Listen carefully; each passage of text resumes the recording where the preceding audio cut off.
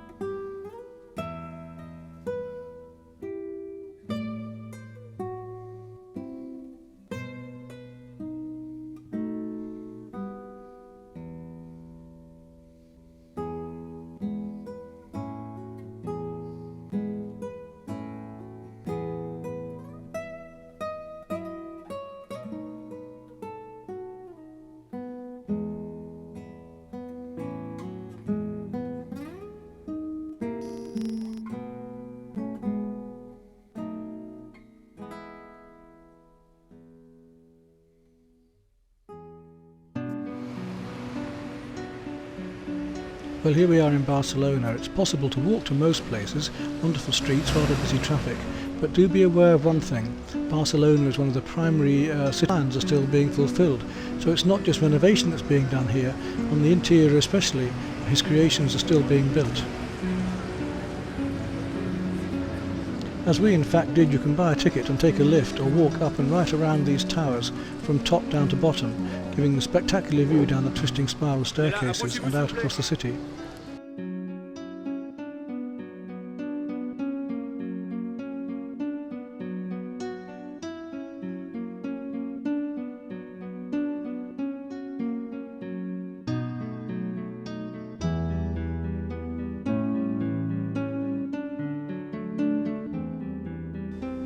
You can note here the awareness by Gaudi of natural designs, of the use of natural forms and natural history throughout his designs, plus the use of the parabolic arch constantly.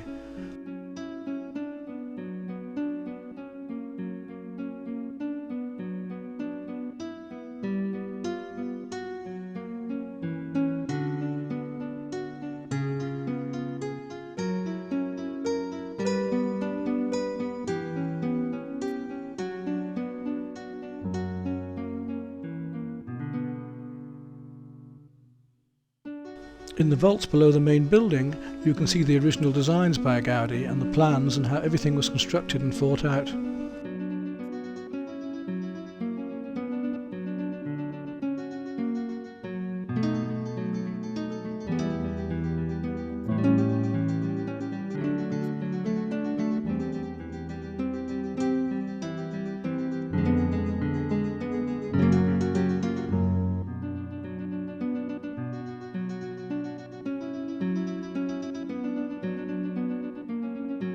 Considering these plans and buildings were produced in the 1800s, 1882 in fact here, It's absolutely amazing, and he was a forefather of our modern architecture, way ahead of his time.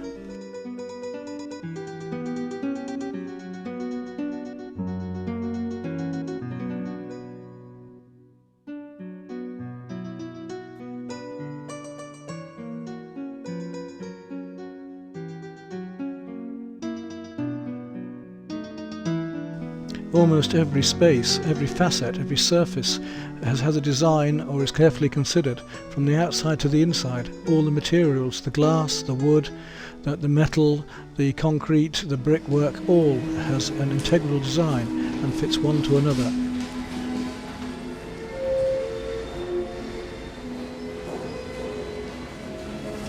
Even this fireplace and the stove here has been individually designed.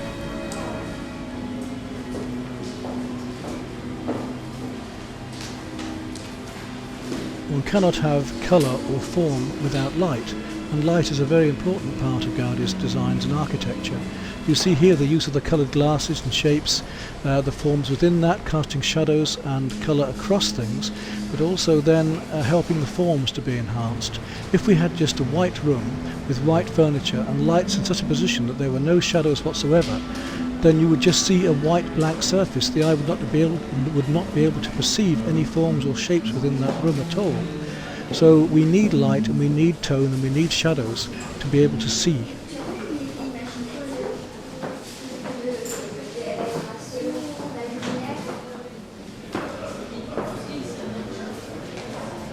Gaudi has not had to be aware of expense when building his architecture.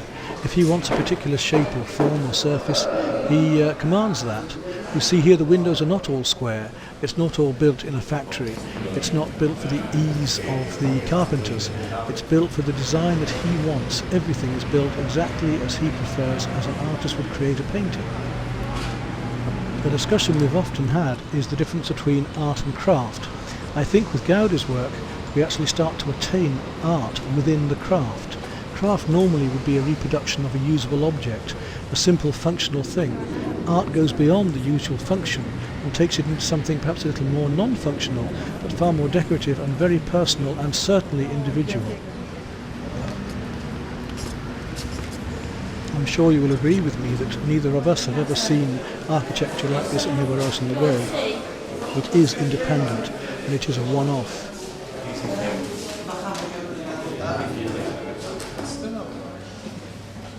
I would like to recommend you to consider this way of thought even with your own craft work and certainly your own art.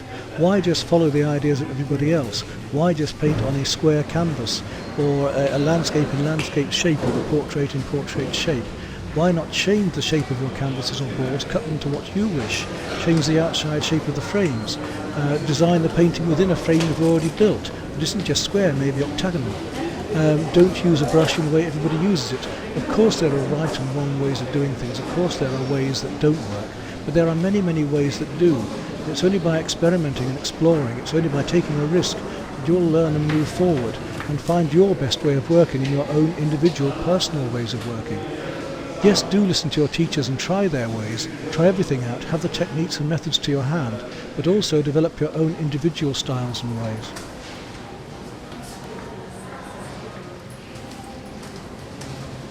Nothing is left to chance here. Every single part of every surface is designed. Even the servants' quarters and where the early washing machines were placed.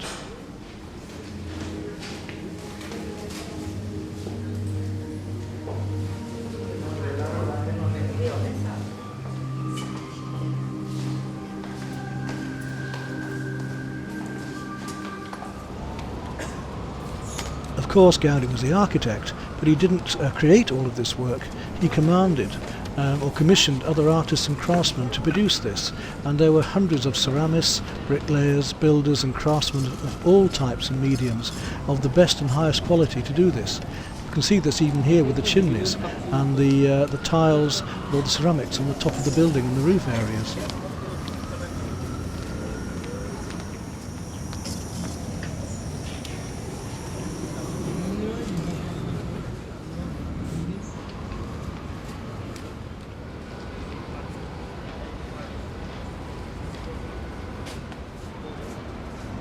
Not only are these individual designs visually acceptable and very stimulating, they're also functional. The floor is functional, the chimneys are functional, smoke comes out of them properly. But these designs aren't meant to be just physically functional, also mentally functional. In other words, they are supposed to enhance the quality of our life. Let's see that here with these parabolic arches and the way the light is gently guided down across these beautiful soft forms to give us a feeling of tranquility.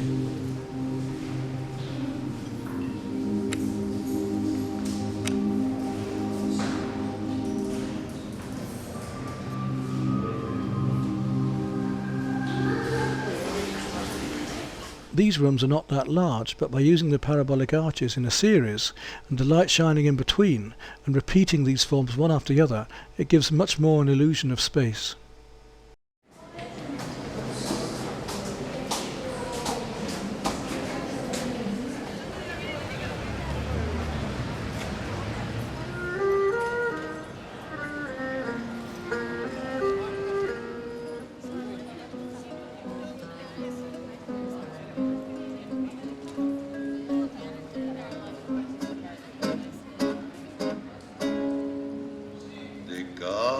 Amor que tuve tengo heridas, heridas que no cierran y sangran todavía. Error de haber querido ciegamente, matando inútilmente.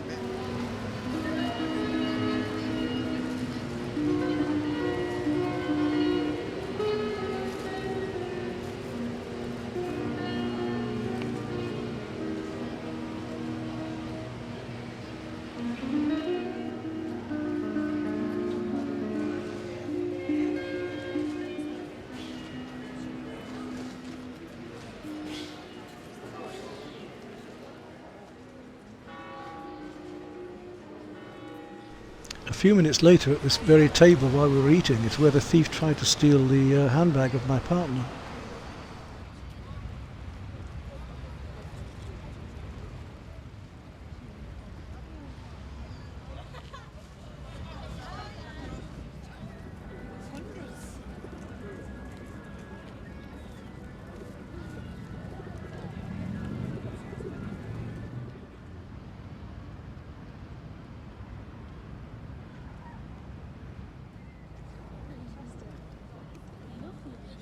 Just came up to the water and said, look. Right, look at that one. It's like got a green.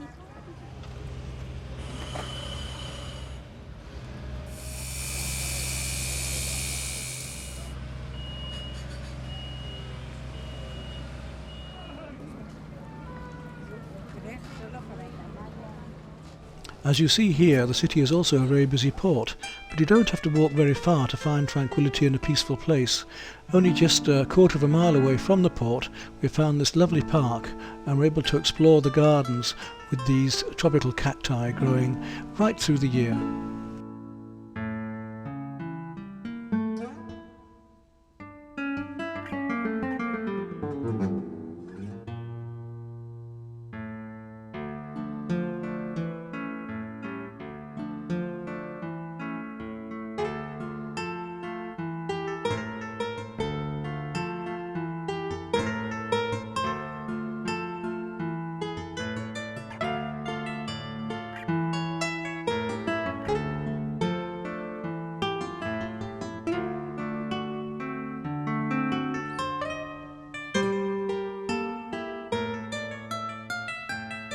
If you're a ceramic specialist or a potter, you could well relate to these forms and design pots based upon them, but perhaps you can also see some of Gaudi's architecture shining within these forms and shapes and see where his influences came from even here.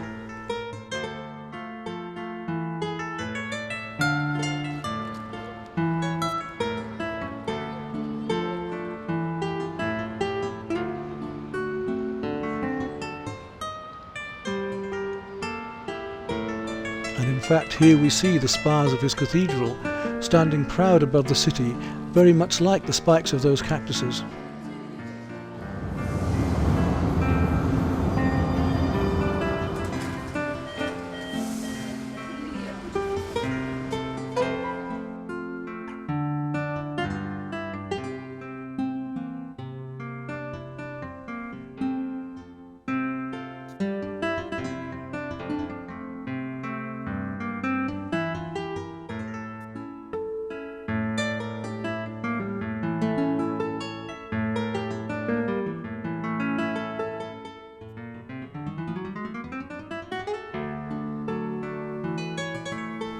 This time we were staying in a newer, more modern villa in a new complex in Spain. So rather than painting old houses and villas in the older part of the villages of Spain and Portugal as I've done in the past, I did a watercolour of one of the newer properties here that was still very attractive and shows what can be done.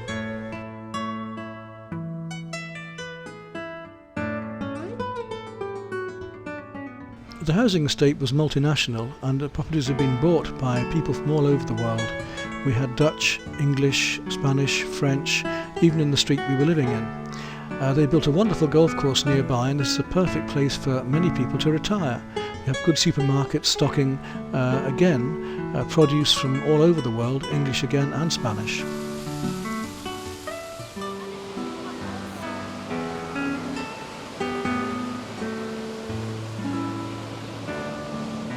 Although our visit was in autumn, the sea was still very warm and very pleasant, the breeze balmy, and we were able to swim for at least an hour. And then, after doing so, I could find places to paint.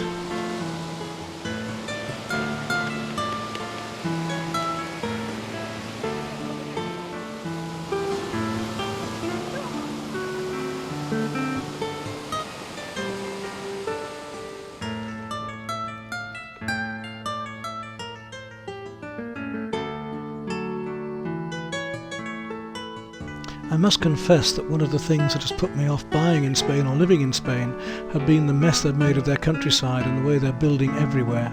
On the coast there even now there were complete ghettos of tower blocks and housing estates where there was barely room for a cat to pass. But if you know where to go and you look about, there are still some wonderful areas, and they do have conservation areas and parks as here.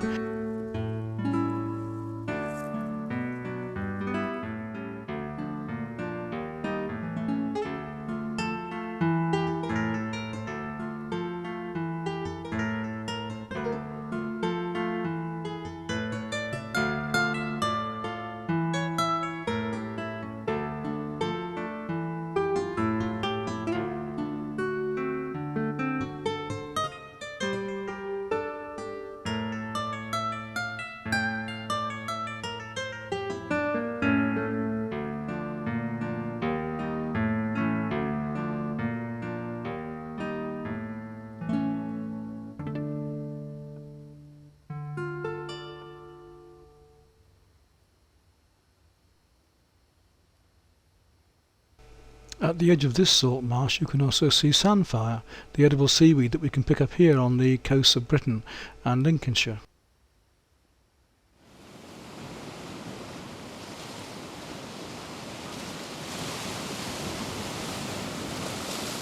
From the film we've already seen and now these scenes, you can see the potential for using so many different mediums and styles and methods. Here with these boats we could be painting an oil painting, we could be painting a watercolour or pastel, we could be doing textural work. If it's a lively subject, it needs a lively method or medium. And if it's a very tranquil one, then we use a more tranquil method such as watercolour. Looking at the bases of these lovely boats, you could be doing very textural work, using a palette knife for instance, and scraping the oil paint over the surface.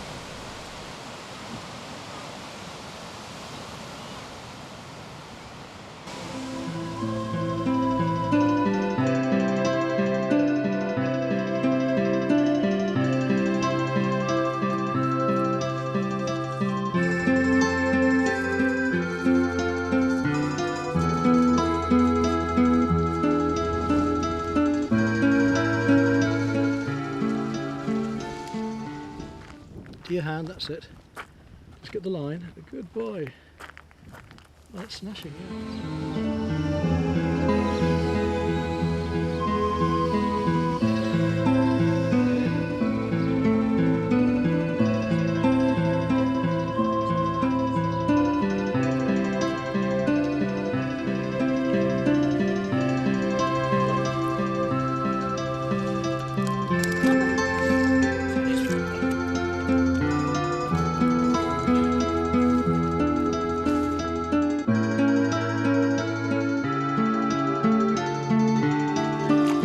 There's plenty of time for relaxation. Of course, painting should be relaxation, but for me, of course, it's part of my work and business and life. But here we are, spending a few hours cutting some mullet and bream for our supper later on.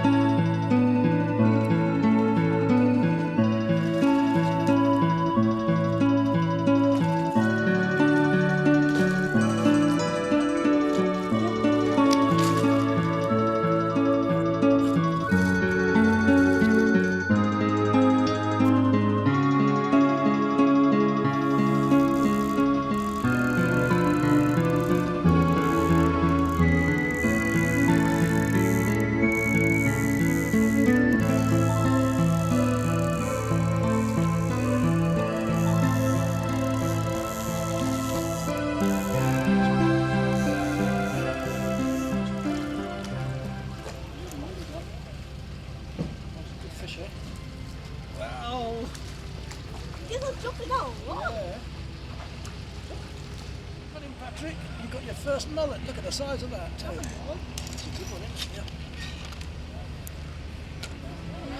Come around the mountain.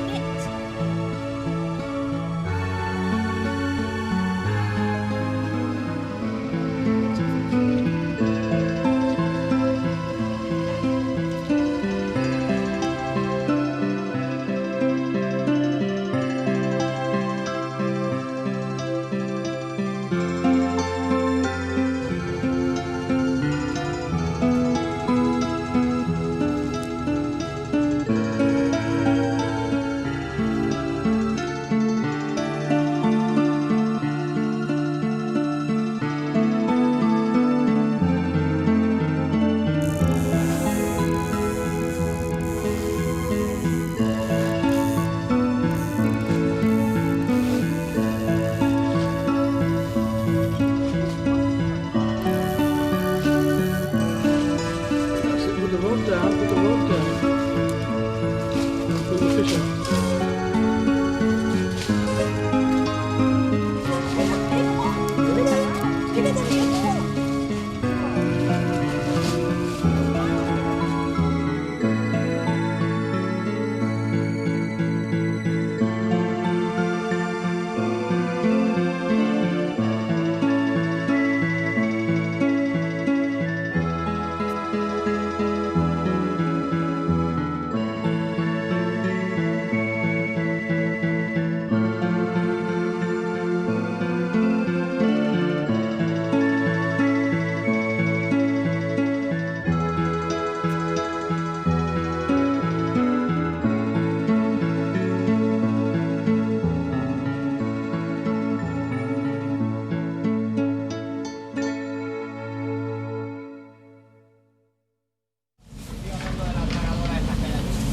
Now the serious fishermen. Here you see the big boats coming in at the end of the day with the tuna and the swordfish.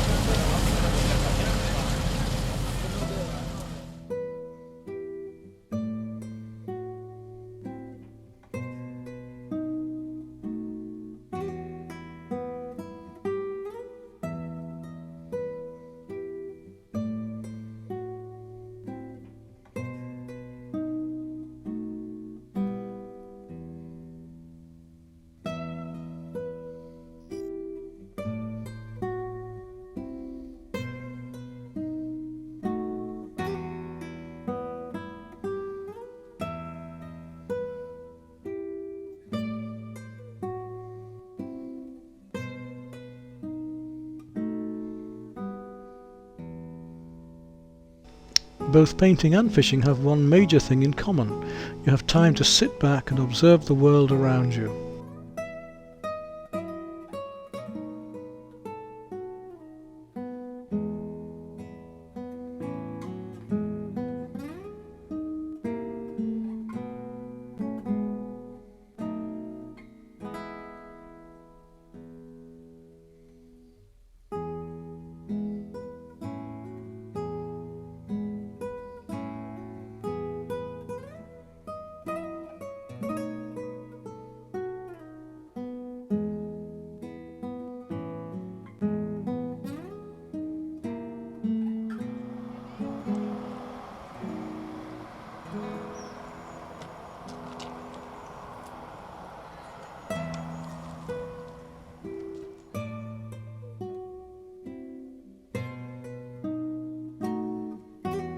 Okay, you have the ambience and feeling of where we are now. Let's get down to the work. Let's get down to the painting, shall we? Try and do a large watercolour here of this rather nice little scene in the estate here. Looked around the villages, haven't seen much to paint as yet that I really fancy, but here it's rather pretty, and we've got the sunlight coming through from the left. As the sun comes round more this way, it'll hit more of these white houses with the blue roofs. We've done the drawing now, which is fairly complicated, more complicated than most, and the next thing I'll have to do is put in the small light areas with masking fluid so that I can rub that away at the very end of the painting and have these little bits of white left, unless I use white pastel instead. But I think I'd rather go for a pure watercolour first, so we'll do the little bits of masking fluid and all the small light areas that are just glinting through here and on the bars, and then when it's dry we'll work in the sky and the rest of the colours.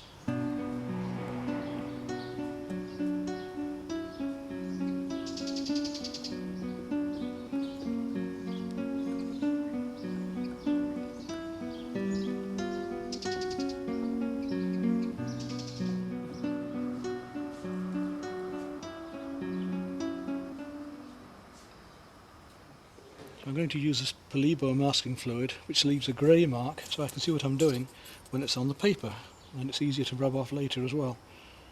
And using a clay shaper for the and using a clay shaper to put the masking fluid on.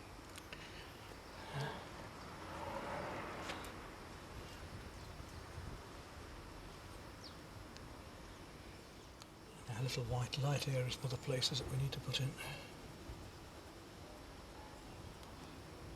It'll be hard to paint around. So now you see we've set the masking fluid in with these little areas that we mentioned, with the bars and the light bits in between and the leaves on the palm trees there. And we're ready to go ahead with our wash down for the sky and through into the landscape. I'm going to start by wetting the paper over the area I want to paint the sky. I want a fairly hard, sharp edge on the horizon, so I don't want to go beyond the horizon.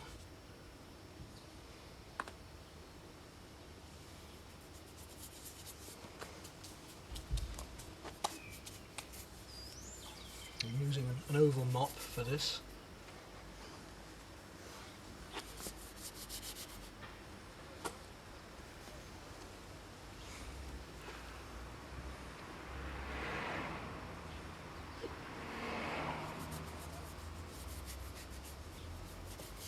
Just see where the water's going because the paper's slightly shinier. We've got a £400 rough paper for this today, because I want some surface effects later.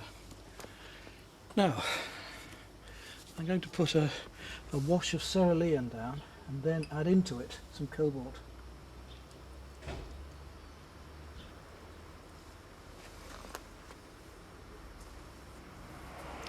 Remember that it might look very dark now, but when it dries it'll dry a lot lighter. And I want a fairly strong coat.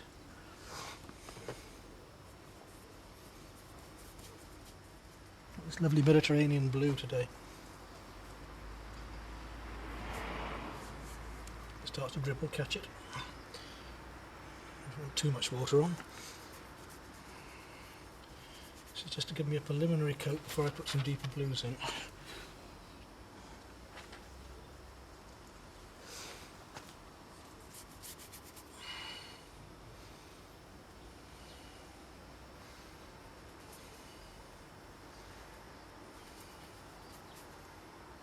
We're working on a vertical surface here.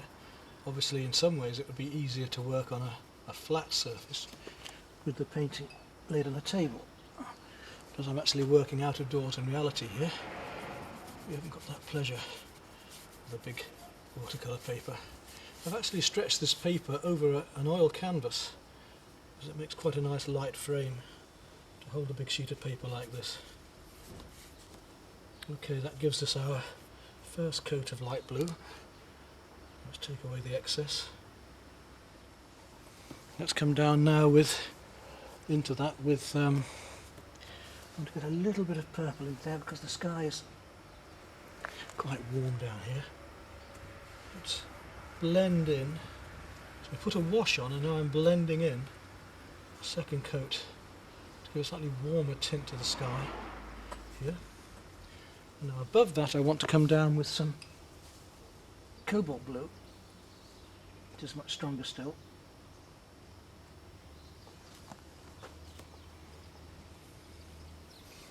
It's going to get a lovely blue here in this mid sky. And this is called a graduated wash because I'm graduating down the blue into it.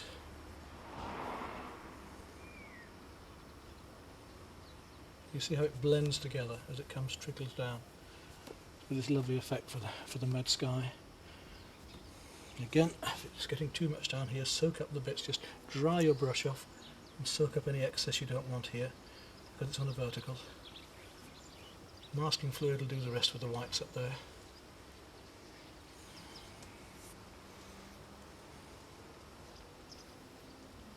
Blend it in and let gravity do the rest.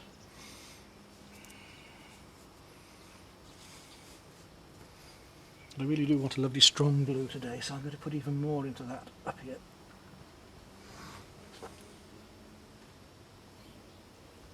I know it's going to dry lighter, so I want a really strong, vibrant sky. Give me this warmth of the Spanish sunlight.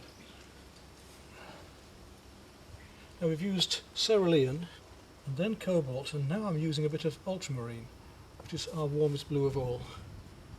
So I actually add some mauve into that. Can't go warmer than the ultramarine.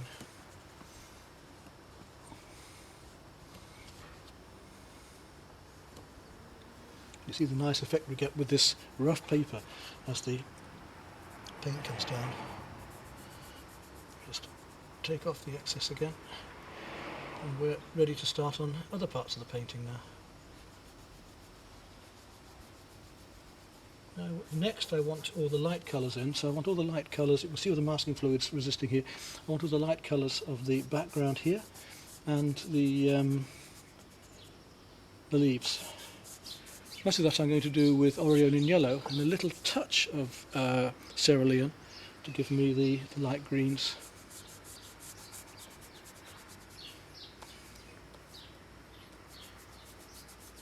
Just tidy up the edges. And still take paint away with the dry brush, you see, here. So I'll take that paint away from there with the dry brush.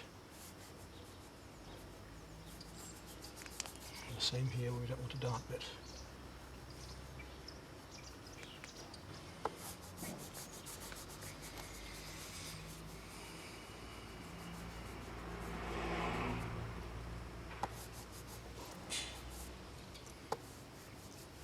Now let's have a look at this background colour here, which is a very light yellow ochre. But rather than use yellow ochre, I'm going to use raw sienna, which will give me a lighter, more transparent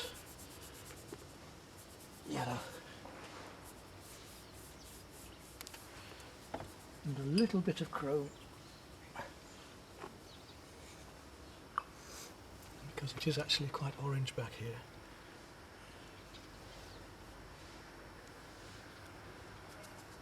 Messy, that water.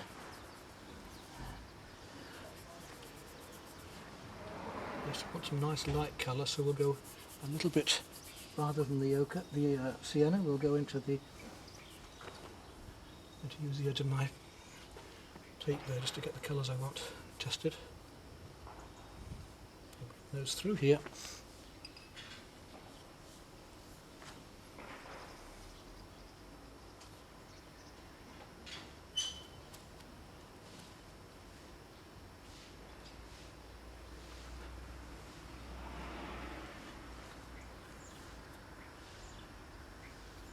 Just tickle those colours on, leaving little bits of white for the houses in between that I haven't masked.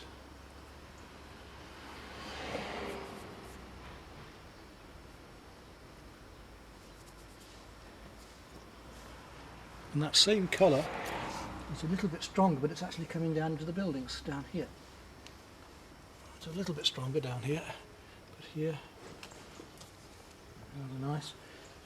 It's coming with the sunlight shining down through here as well, so we'll paint the whole colour on and then the darker one over the top afterwards. With watercolour we always put our lights on first.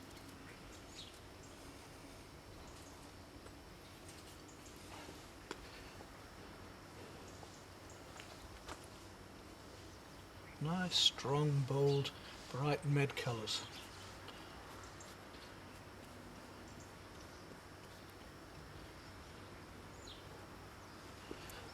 Touch of the ochre into it then.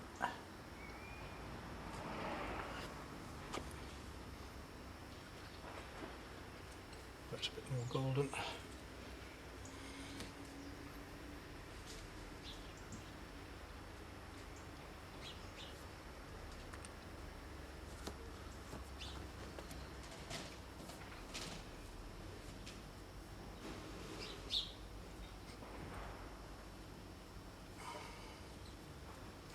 It's amazing what you can do with just one brush with an oval mop.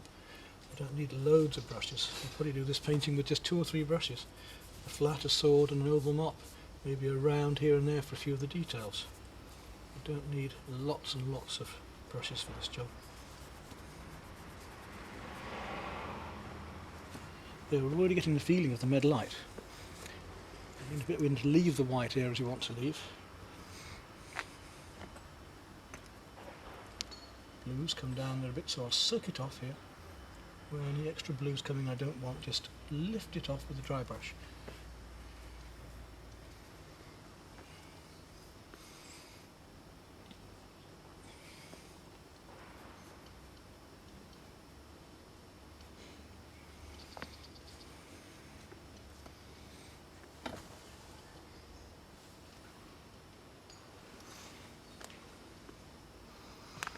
Got some paper to mix on, really.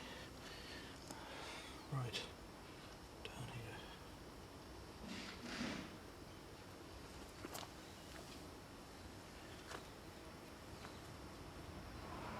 These colours nice and lively, nice and strong.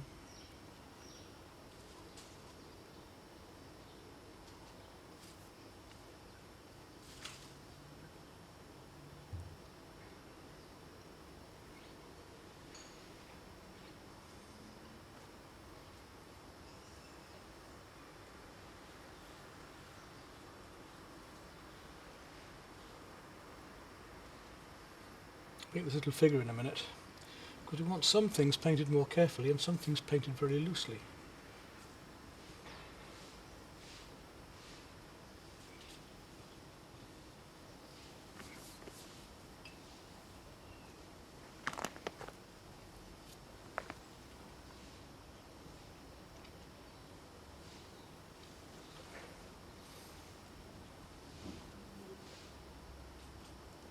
Mixture now of the cadmium yellow and a little touch of bright red to really make this sing up here.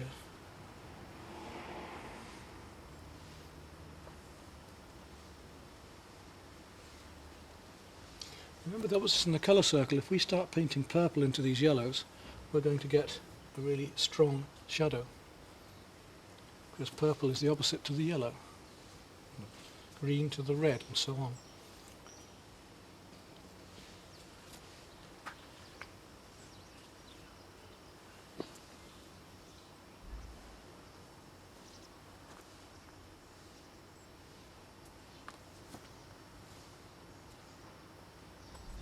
So all our light colours first, put in this trunk of this tree now.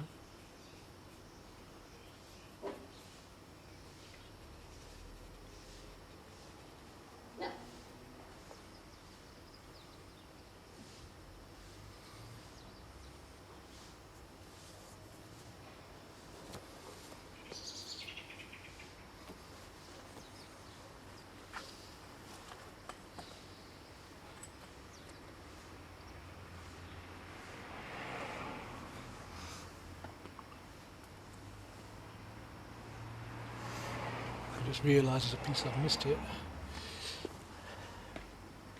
That's coming, Patrick, that's coming. You've got a lot of pavement. Might have to look at shadows there, and light bits and dark bits.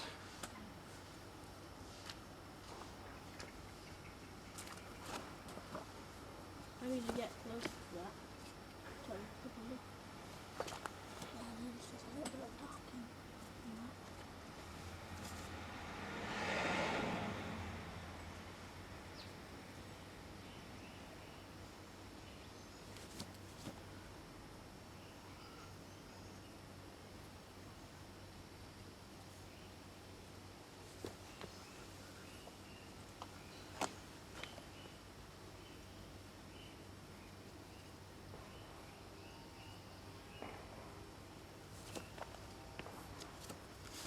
Let the wet go into the wet where you want a soft edge.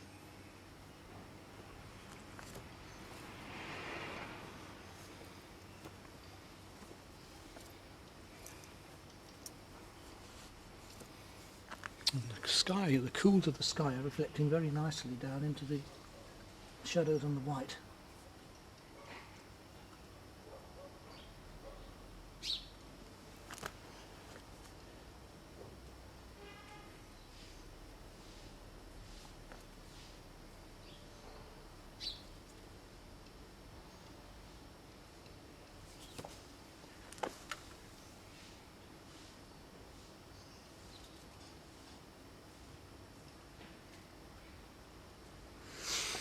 So let's really start to play with these shadows. A warmer purple into this now. The ultramarine with some purple.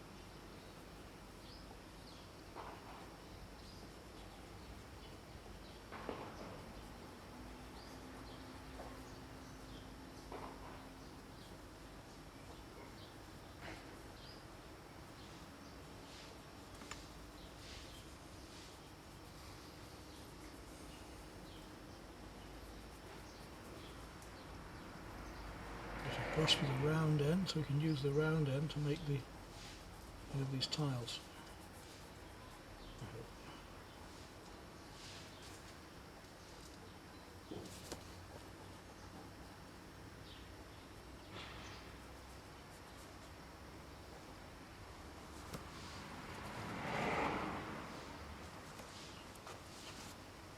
Use our arm to straight line.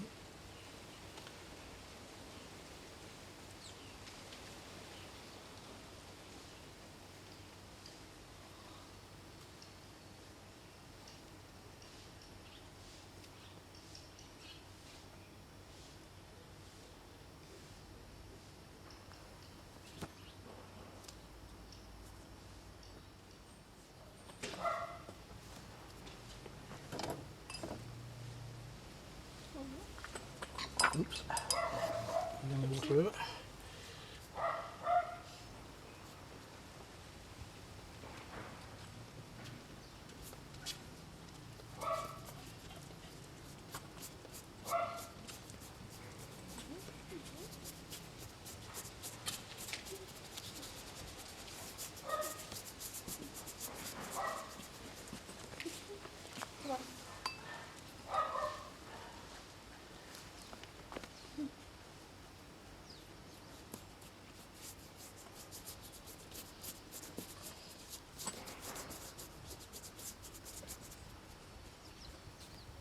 Yes.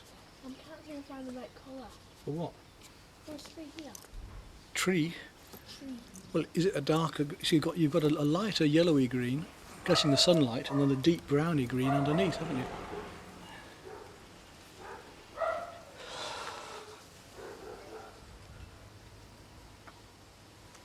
I'm being startled.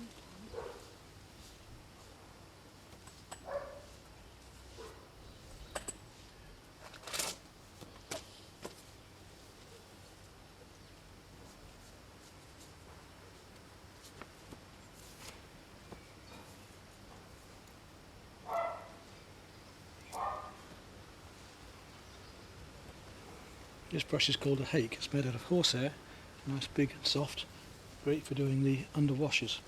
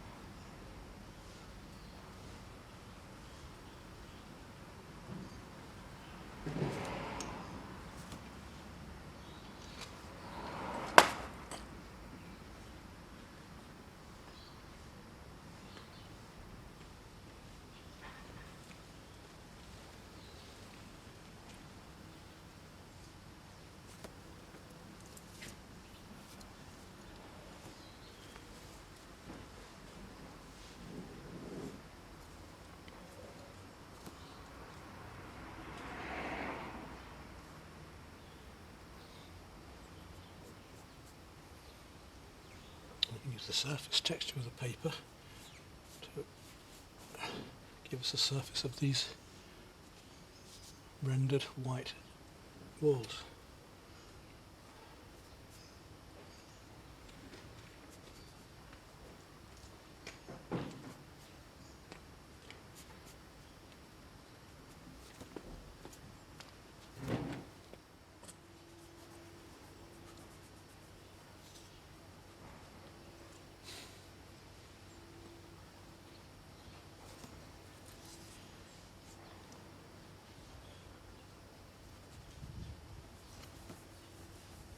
Just nice and loosely. Oh, just go back and tie it back with a little bit now it's drier. Oh, I just found my small sword. It was there after all.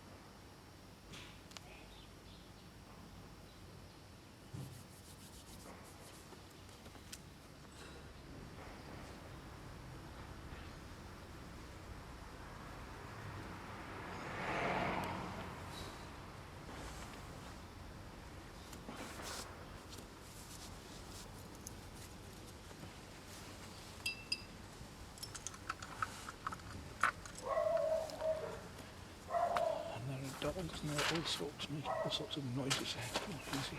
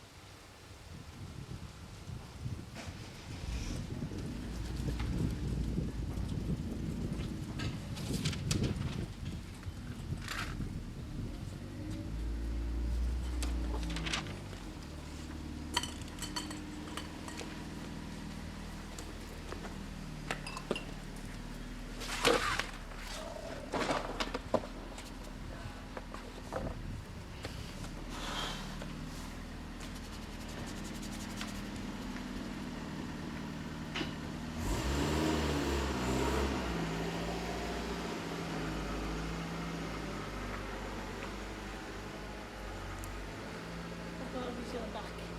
Exactly. Well,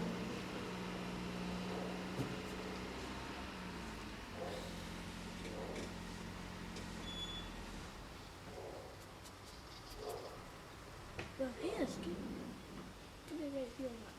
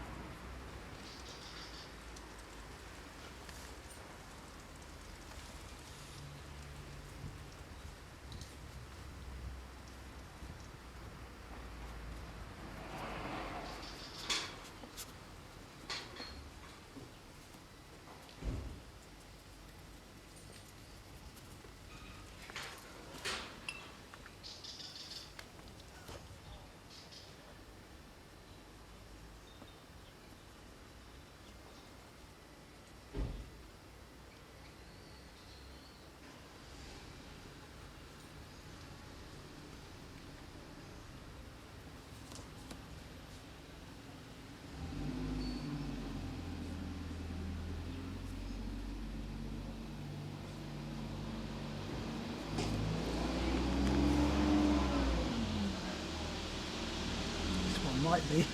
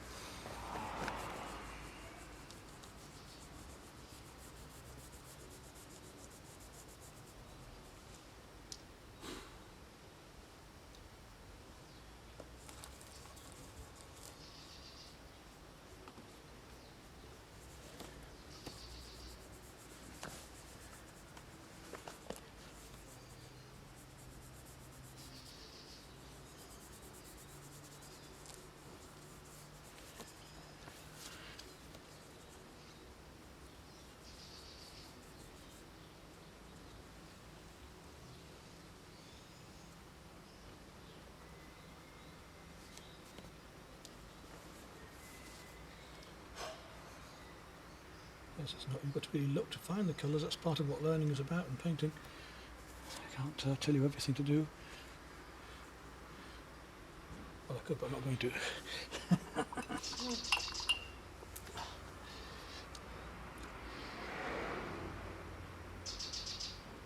can lift off colours like this with a bit of water on the brush and just lift a little out to give a lighter edge where we want. Now we're coming up to the looser work we want to do now. We've got our shadows, our basic shadows in here, and I want to get the shadows around this figure and so on down here, which are quite strong. What I'm going to use for that is quite a big square brush. This one in fact, which will give me nice big marks for the shadows. And you want a mixture of warms and cools going on down here. So we'll use some ultramarine and a little purple.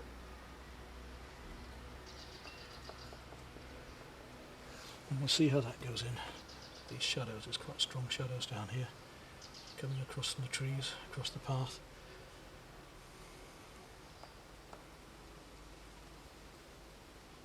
And in fact, even up the wall here.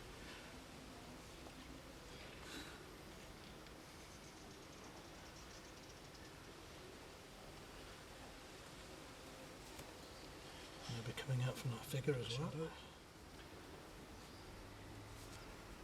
So a risen shadow here as well.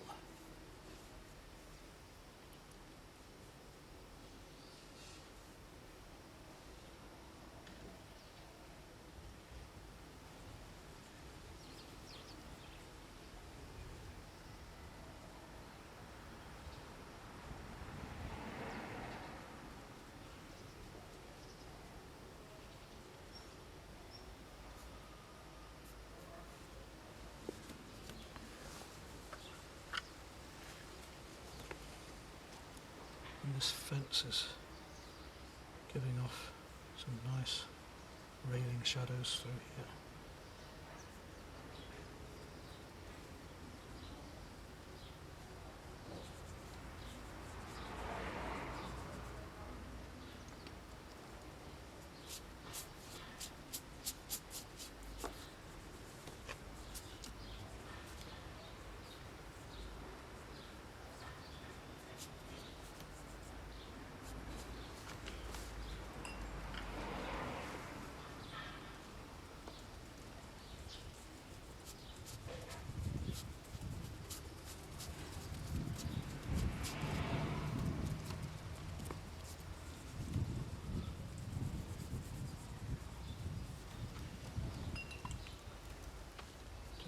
This down a bit and make these shadows a little stronger in places.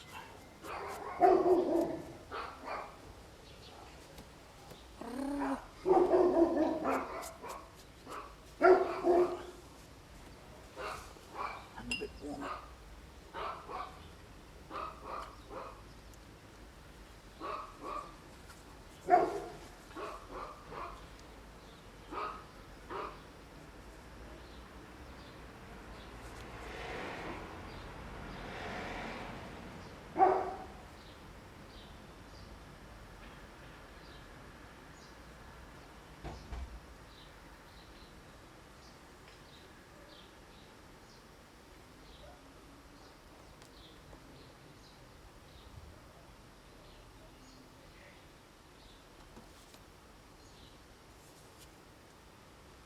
Then we have to remove the masking fluid and talk about these lights that we left earlier to give the highlights and paint those in.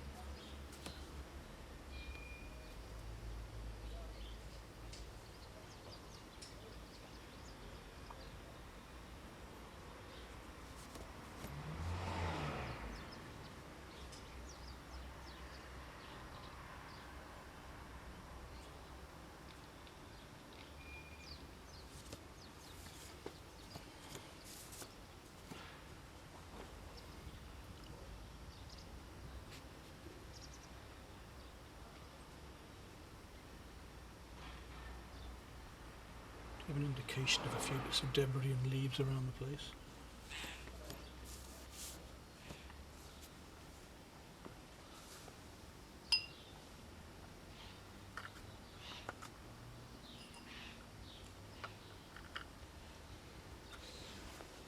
The shadow's a bit darker here and there. So it's quite strong, that shadow across there.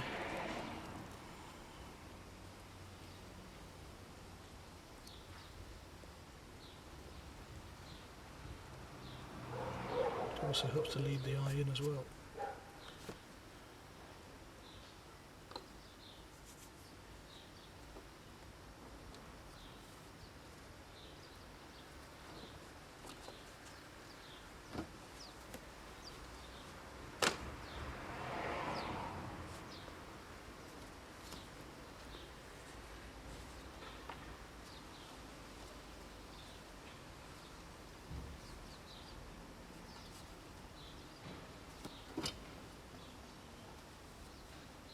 See how loosely we can paint in this style. So many people want to paint much looser watercolours. Well, this is a way to do it. Just one way.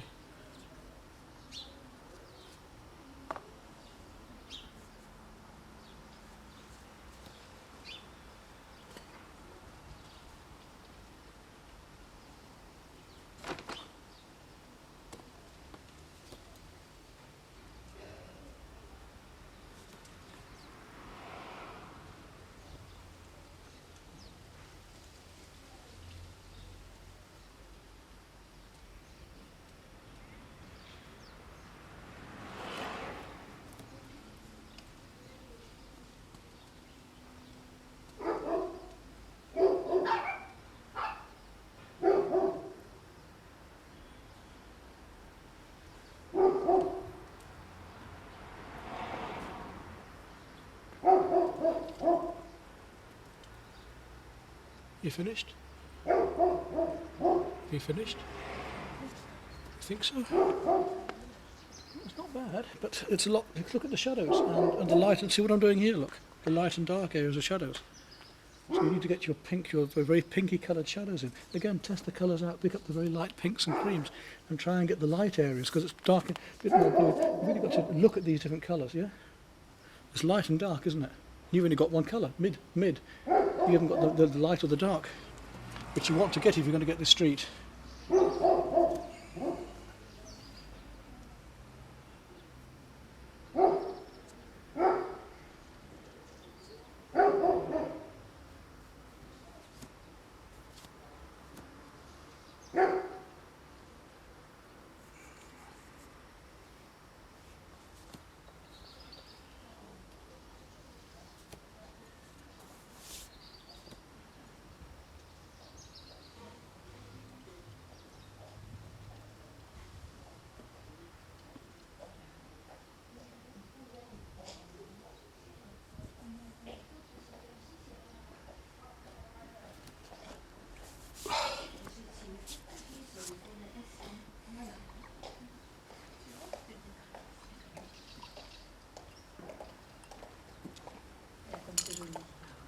C'est même plus beau que la réalité. Bonjour. Bonjour. Le français aussi, le deux. Oui, C'est Alicante, moi. C'est très joli. Ah oui, merci. C'est difficile pour un joli village ici, le nouveau béton. Oui, oui, mais la Beaucoup belle le béton. lumière, la lumière Ah oui, est belle. aujourd'hui, oui, c'est bon. Oui. Oui. Non, c'est la même de la plage, et pas jolie. J'ai vu. Avec la tempête, c'est tout en bleu. Si vous faites un petit tableau, de ma maison, je vous l'achète. Oui, c'est possible. C'est possible? Oui. J'ai juste à des mains, j'ai photo, peinture après. Oui, Tu choisis le vista? voilà. Un D'accord. petit pour ma maison. Oui. C'est possible? Oui, certainement. Oui. Aquarelle, pastel, Qu'est-ce que c'est quoi ça? c'est aquarelle Aquarelle. aussi, et pastel. Aquarelle, c'est avec l'eau et pastel, c'est avec des. C'est pas. Avec les pattes. Crayon, oui. Non, aquarelle, c'est Aquarelle. joli. Et combien ça vaut un tableau comme ça? Le grand, 260 euros. Et un petit pour sa maison? Oh, le comme petit, 40. Ah, Oui, 40 euros. Oui. C'est Ah. 4. ça? Oui. Ah oui, d'accord. Oui, là, comme ça, quoi.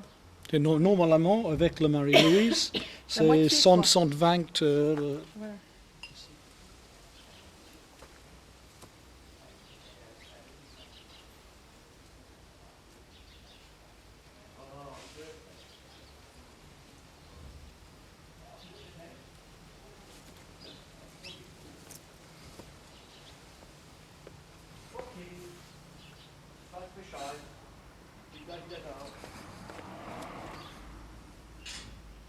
Da gibt es aber erstmal ein schönes Anständiges hier.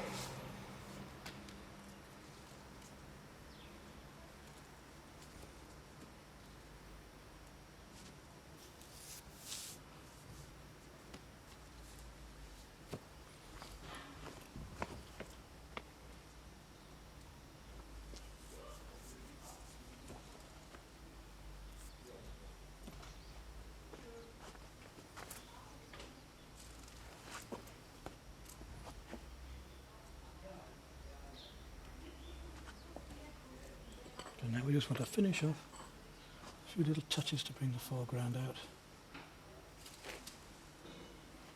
Bits and bobs that might be on the path here to lead the eye in.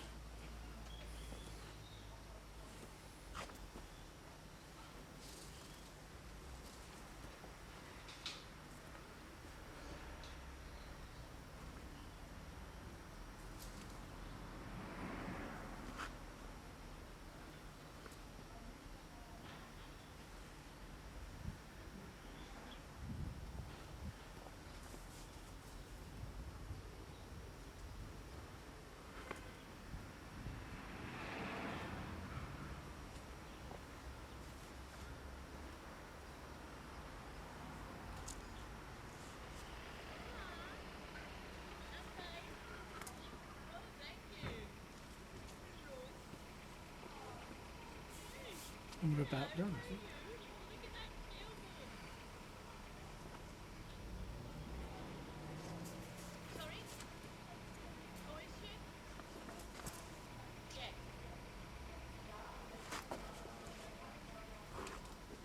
To play with the blues a little more in there, perhaps.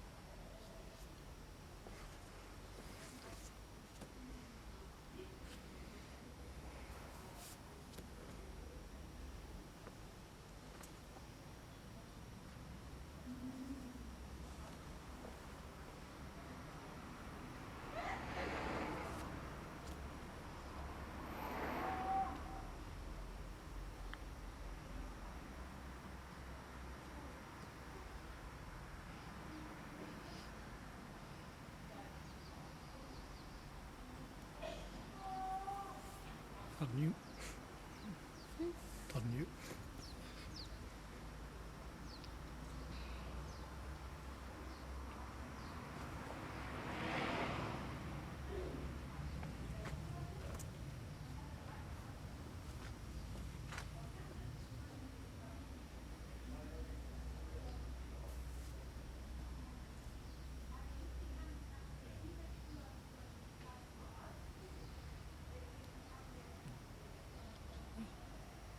Pardon.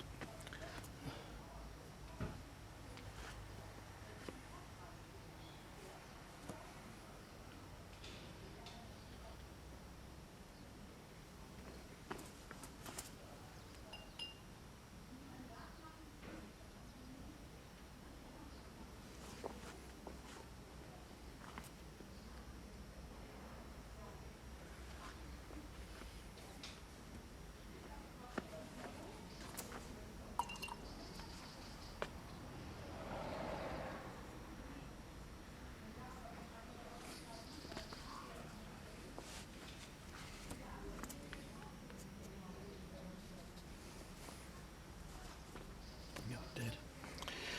Remove. Quick.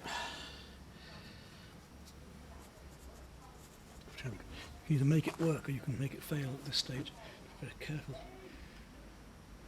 Get back the other side. What does it actually need in the way of pure colour?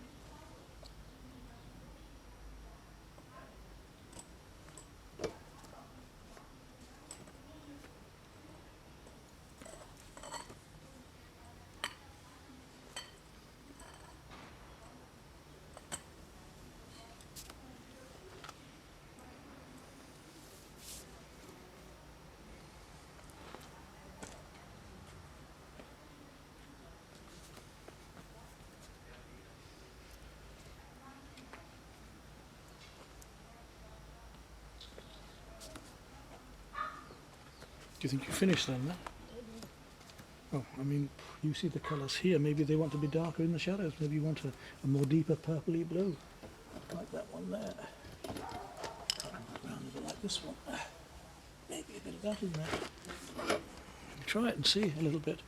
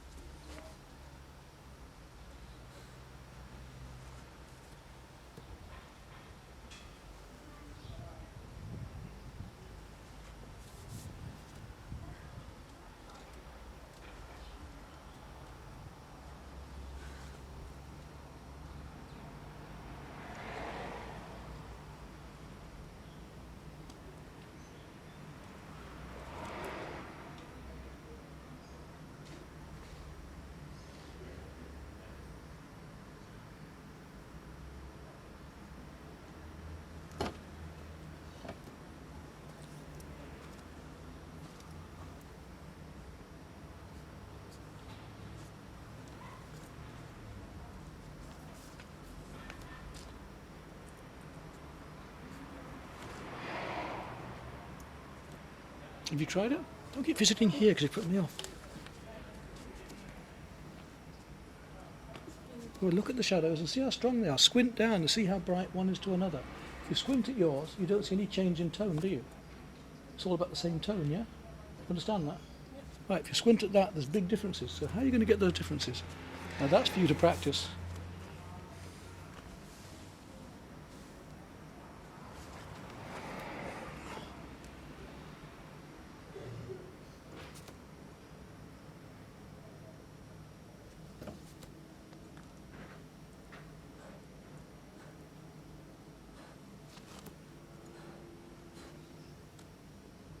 get the tones right.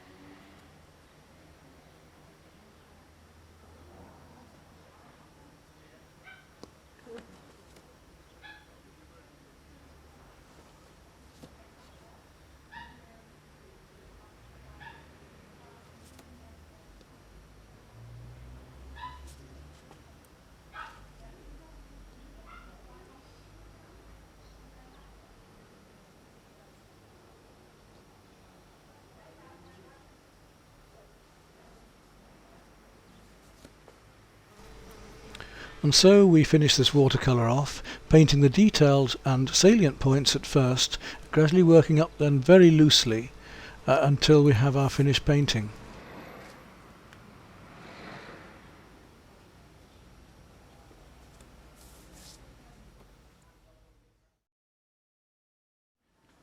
Well, this is as much as I'm going to do to finish it now. I think it's fairly loose here, it's quite a large painting. It was a very difficult composition to do with so much going on and so busy. But I think that will do us.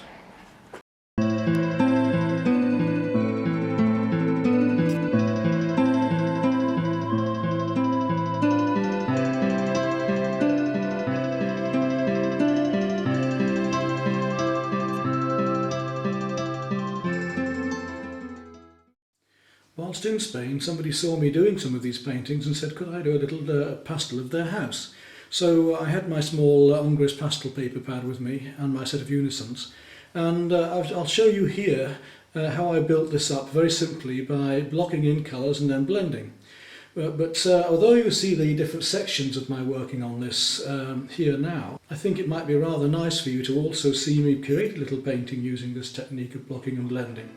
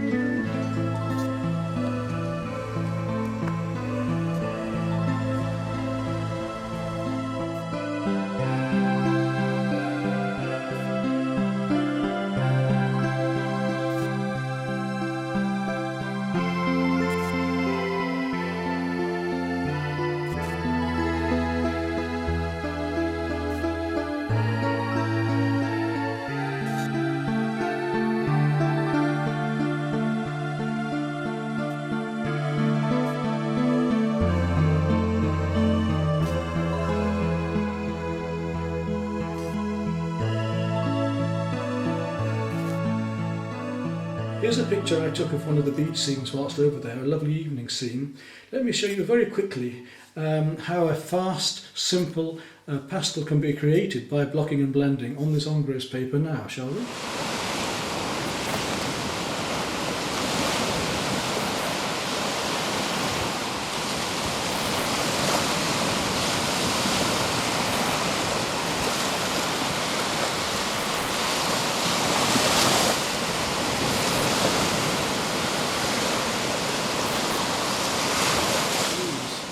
coloured engrass paper for the background here, a small pad.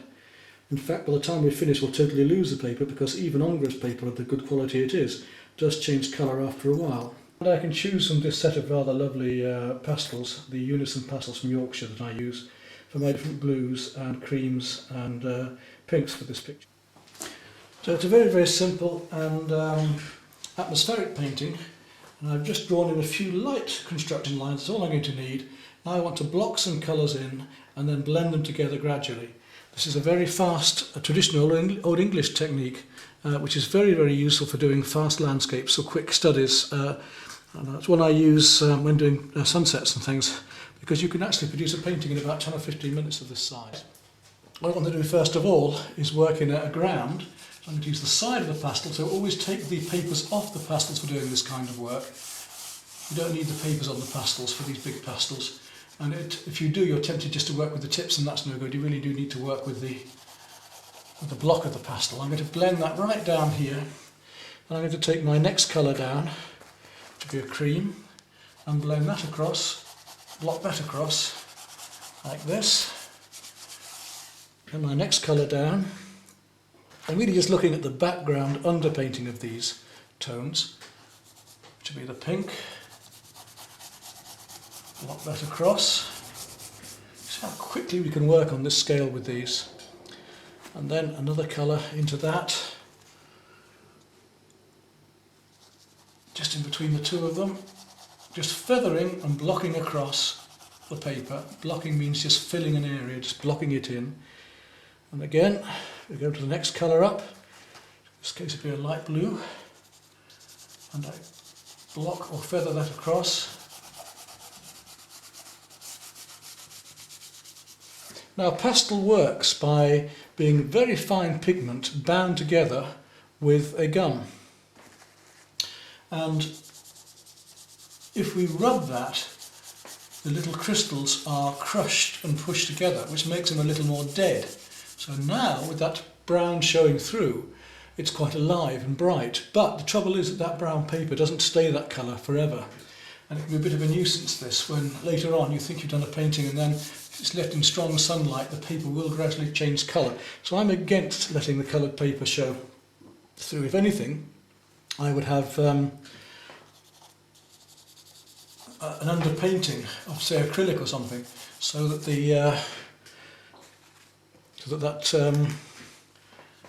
paper doesn't change colour later. Now, you see I'm just feathering those colours over. Now we go into the blending. We've done the blocking, and I'm going to use my fingers to rub that right into the paper to try and get rid of as much of this texture of paper as possible.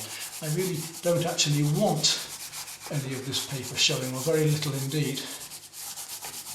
But I can go back over that. I want a nice, smooth, pastel painted surface. Get rid of it. Right down into there, and then blend them across with my fingers, blend them in together.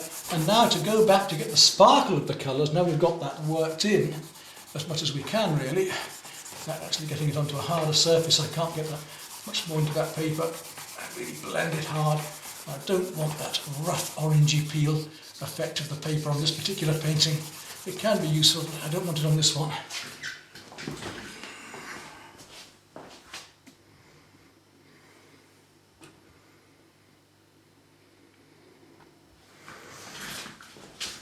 Having got that sorted out, I can now go back with my colours and feather gently, this is the scumbling, over the top, just dragging the pastel over the top and feathering.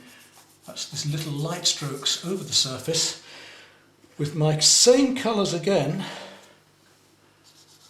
one over the other, to get the brightness of those colours back again, using little diagonal strokes. And using the broken colour effect as well, because this means, like an impressionist, I'm letting these colours glow through one another. So let's take this pink now and let that glow through there as well, one into another. And there's nothing to say we can't go the opposite direction if we wish, and give a crisscrossing effect of the colours glowing through one another there, over the yellow as well. Then we'll come down to that cream. If I'm going to put this one back again. Where's the space gone? There we are. And we'll take the light cream and we'll feather that through, right through here as well. Give us this nice broken colour, glowing effect of fresh pastel, one colour over another. Actually scumble it right up into there, just let the surface of the paper just take on the surface of the pastel. That comes down into here. And then we have that next cream down, coming across here. I'll just come the opposite direction a little with that. So we've almost done our sky so quickly. So if we're actually working out, in reality, if we're actually working out of doors, we could work in this same way, which is quite important, isn't it? Because we want to be able to work quickly out there before the light changes. Now we want a nice purple grey at the bottom, purple pink. Let's just scumble this pink over the surface. Just a little of that really rich pink down there. Just coming through here a little to give that glow. Right, now we come down to the sea.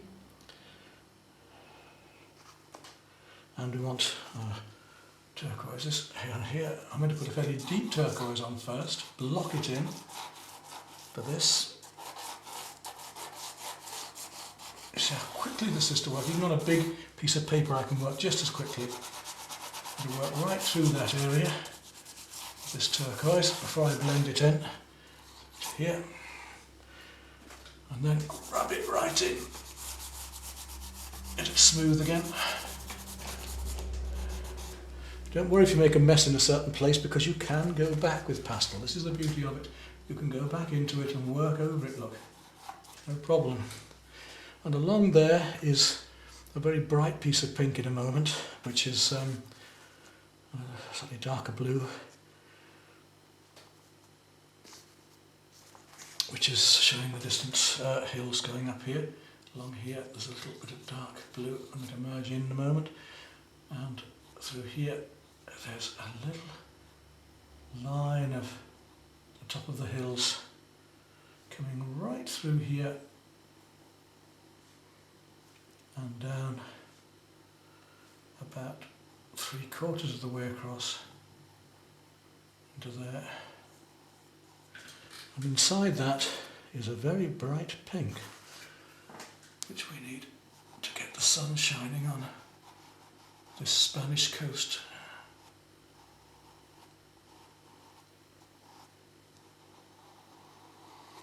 There we go. That catches that sunlight there. In fact, that blue's a little bit brighter in places on there, so we'll take a little bit of ultramarine now, and just with the huge pastels, just with the very edge of the pastel, we'll just indicate a little bit of that blue along the top of that cliff edge. There we go, to give the feeling of, and again, I want to go a little brighter in places, so I'm going to just let the sunlight catch small areas of that cliff. There we go. So I'm doing a detailed area even before I finish my painting there. Coming on down into that, we've got the very light blue coming through here. I'm going to blend in. So I'm just simplifying the colours at the moment, down into blocks of colour. That same blue comes right down through here, almost down into there, just to blend in a moment, because I have to get these background colours sorted out. That comes through into there. See how fast we can work like this. And that sea comes right up into here. And through into that colour, but we'll do that, finish blending. Yes, it starts, I've already blended that bit, so I can come into that a little bit now. Just gently feeling my way across the surface of the paper there, and coming through into the areas of waves that are reflecting the sky. You see the effect's almost, we're well on the way now. Now this browny grey coming down here, I don't want a really dark brown there. It's a sort of mixture of yellow ochre and under brown. So how am I going to get that with my colours? I want a fairly inert brown, so let's bring this one down first, a grey brown. Oops, that's disintegrating on me. Comes right down through here. I've got to get this paper covered, that's the main thing at the moment, to get rid of this brown, yucky paper and establish a ground that I can work into.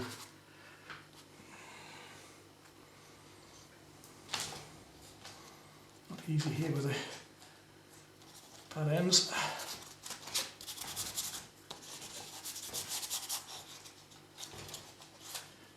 I blend that all in to get the paper covered.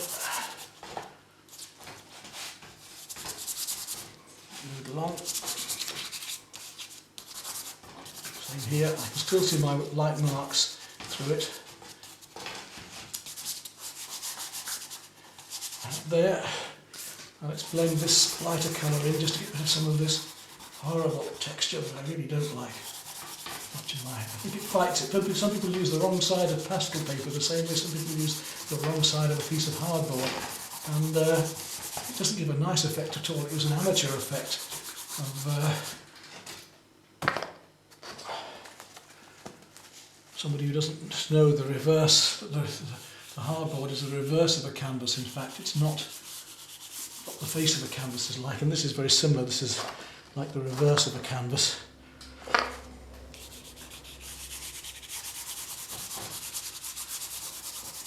And that colour actually comes right off here. It's important in this composition that it does come off the paper and comes in sections. Coming up here as the waves come all the way along there, lapping up.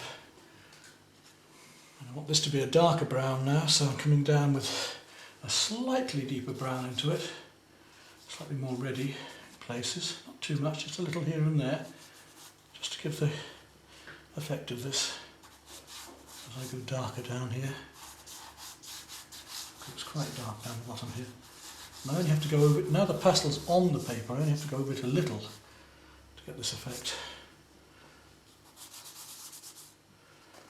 We come back to our blue again, because that actual blue is very light at the edges here. We've got the ripple edge of the wave coming in and down and around here. Notice I'm using colours, it's not white, do seek your colours out, do search for them. That comes from that top edge.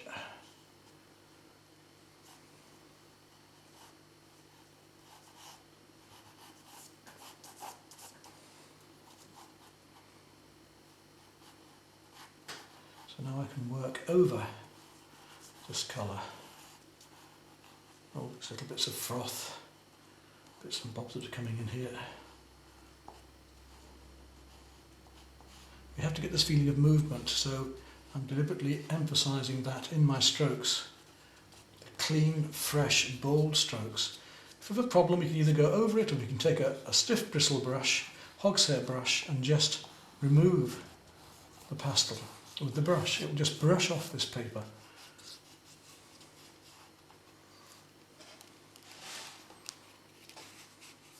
A little blending here and there just to soften edges, darken things in.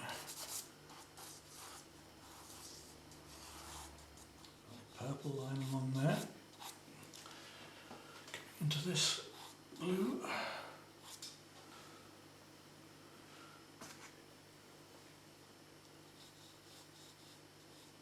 Deep blue around it. And that's softened down in there with a blue-grey.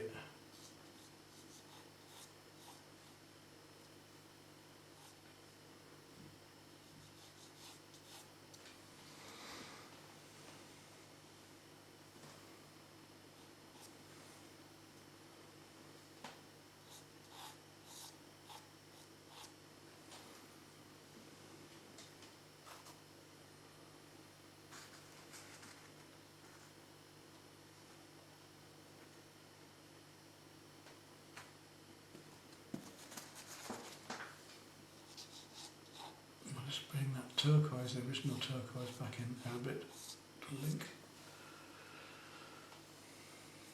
And some of it coming down on the beach as well. A little bit more the vertical marks to give the feeling of the shiny beach there.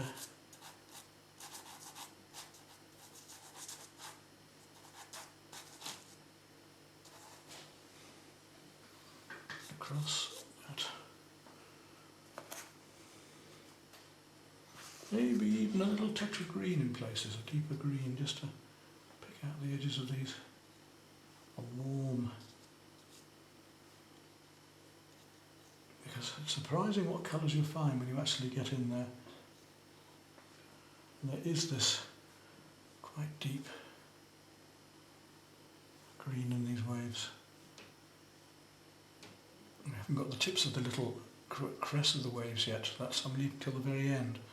I'm just getting to my very lights and darks finally now.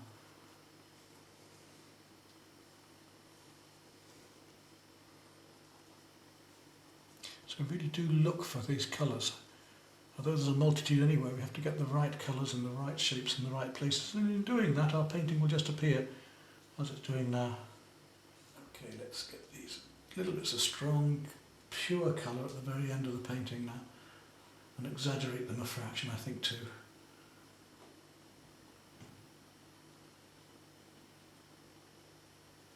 Sunlight just catching these areas on the hills here, which are so lovely. Makes such a difference, little things like that. You've really got to look for them. The salient features, as we call them. And maybe a tad of orange with that.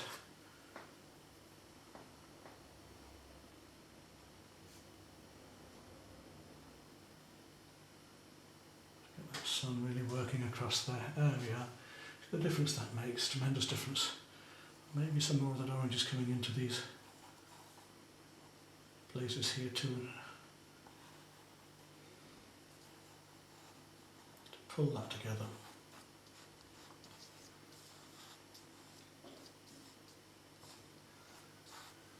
Feeling that orange could be a bit warmer down there, so let's try a slightly warmer orange.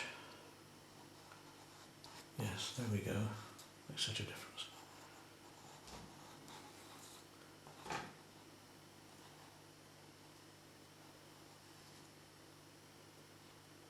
Really looking around for how to make this painting work.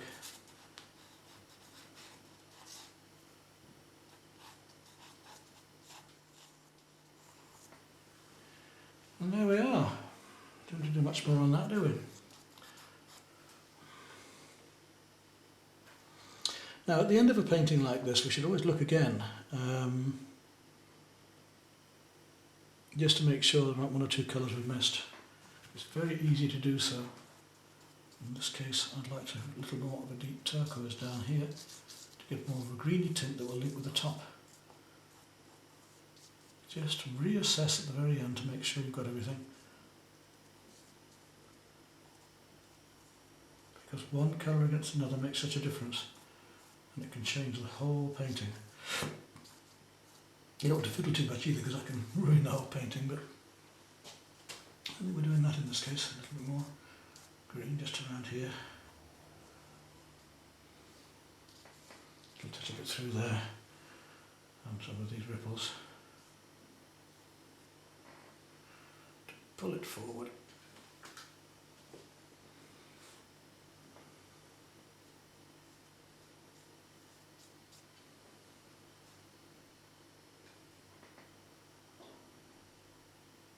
Maybe a little bit amongst these distant hills as well. There we go. That helps. You never know quite where you're going to need something. And finally, just at the foreground, my darkest, I'm just going to go in with a little touch, be very careful here, a little touch of black, or a very dark, warm brown in fact, just to pull out one or two ripples in the foreground and make things seem a bit closer. Because our warmest warms, except for the sunset, will be in here in the foreground.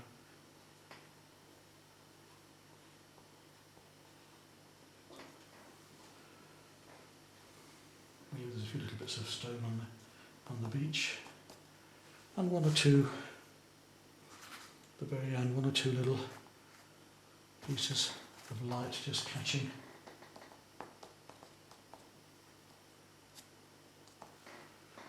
from the sunset.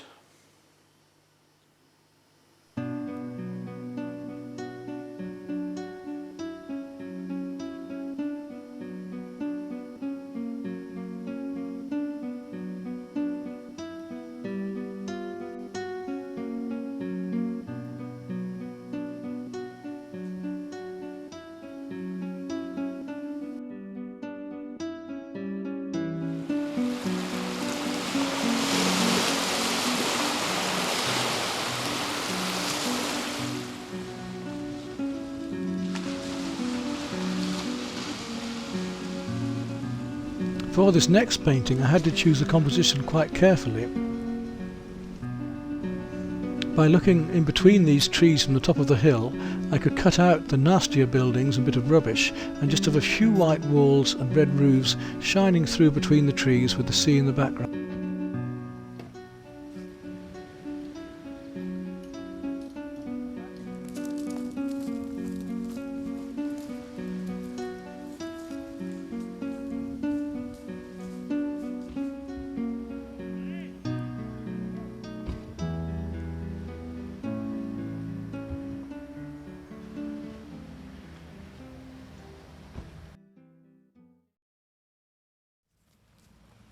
Well, I found this absolutely delightful little spot here on the coast of Spain, looking out with some little white bungalows and buildings through the trees, and a bit of blue sea behind, and these rather nice cacti, and these lovely trees and bushes in the foreground and some sand. The light's a bit mediocre. It should be a bit brighter. It might burn off a bit more yet. There's a bit of cloud about, but I'm hoping it will brighten as the afternoon goes on, and I can really push some colours in this oil painting I'm going to do to demonstrate for you.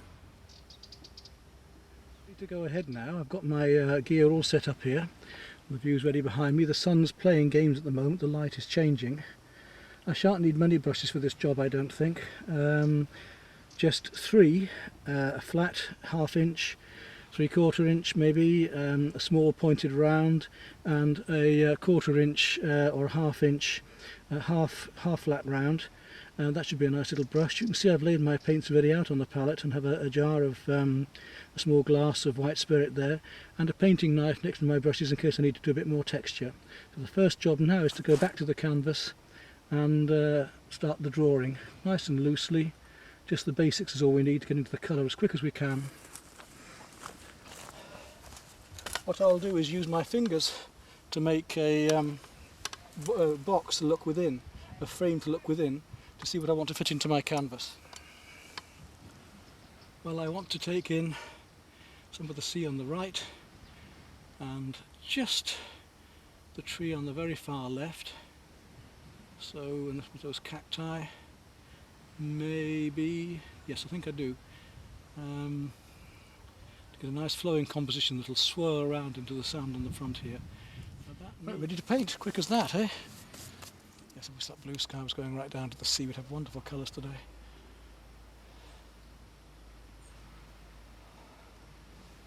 Rather an overcast day now.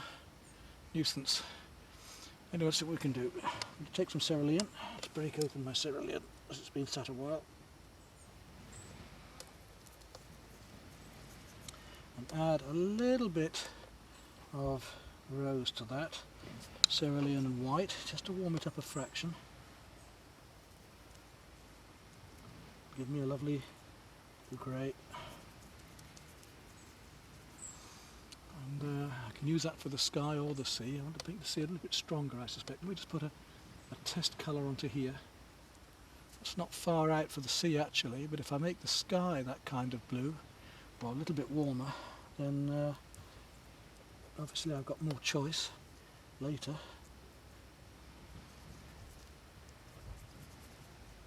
A bit lighter. Seems very light, dark at the colour at the moment because I haven't put this white canvas, and obviously with the white canvas things seem a bit darker. So we'll just work straight into the sky just to get rid of the white canvas as quick as we can. We want to get rid of I'm going to leave some of the drawing just showing so I know where I was.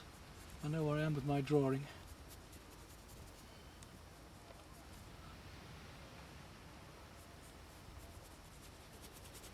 There we go. So I'm mixing the little terps with the oil paint as I go along, just to keep it fluid on the canvas. Now we've got some lovely blue sky coming in here. Cerulean blue coming in. I'm going to add a little bit of green to it to make it a little bit more cirrus, a little bit more turquoise because of the green being in it. You'll see what I'm doing in a minute.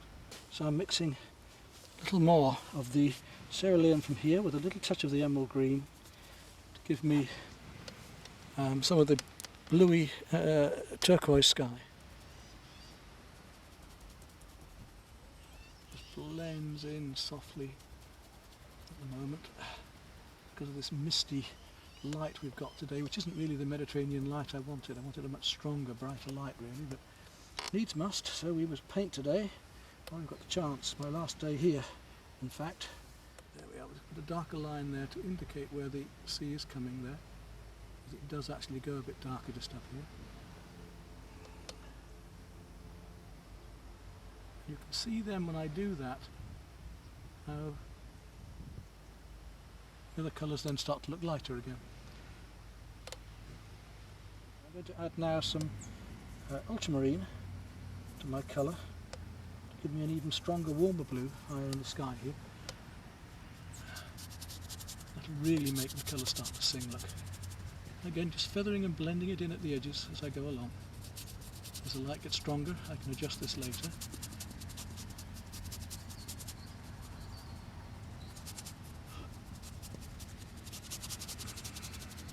And it does seem that if I'm lucky, the sun might be burning away the mist a bit, so I get a stronger light up here. So it's one colour over another there then.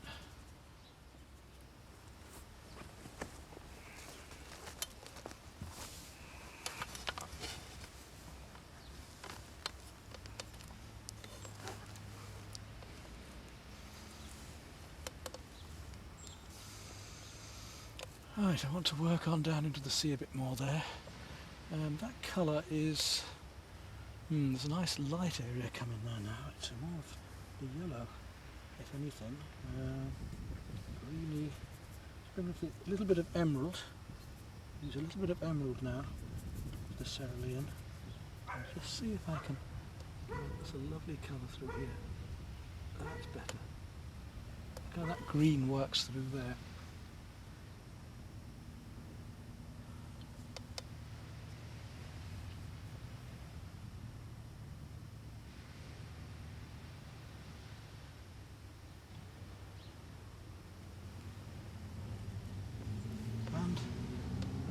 Down here, too. Even over here.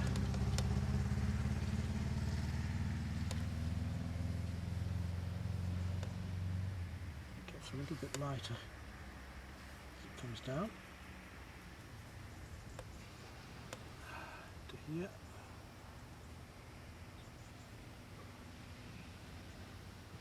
Lovely colours. You see the difference that makes now to the other colours around it. When we change one colour, it affects every other colour around it, so we have to be quite careful in a way about that.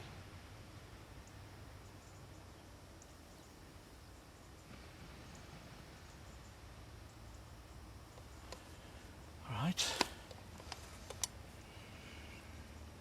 I think it's time to try and get some of these colours established here. Ah, the sun's really coming out now, so I'm starting to get some very bright colours in the background, which is what I need. Now I'm going to use some yellow ochre with that same colour I just used in the sea, because while I've got a colour, if I can use it, I might as well use it elsewhere as well and not waste it. So those buildings come through here. So that gives us a nice intermediate. It should be a little bit darker in fact, but we'll do that in a moment. Intermediate green with the sunlight catching it going through there. pencil's mucked it up a bit. The trouble with using pencil is that the graphite can mix with the paints afterwards and make them a bit mucky, but they fix into the oil paint so it doesn't really matter later.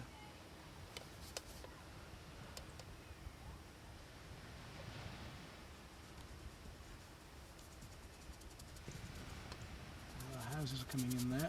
I want to leave those to the very end. I don't want to put them in yet. To strengthen that colour, I'm going to use a little bit of yellow ochre here, and also a little bit of burnt sienna as well, which is a much warmer brown. I've got to push these colours far harder. The main thing at the moment for me is to get rid of this canvas, because I can see what I'm doing. At the moment I can't see wood for trees because of all the white paint.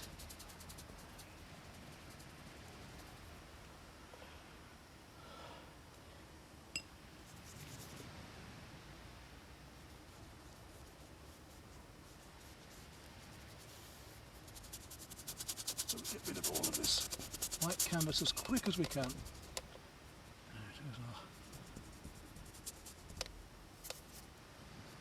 Between these bits of pencil marks, that's where our really green trees are going to come in a moment. It comes down through there. Right, let's establish the sand now, and because I want some really bright colours, I'm going to use some much stronger pigments. So I'm going to take some white,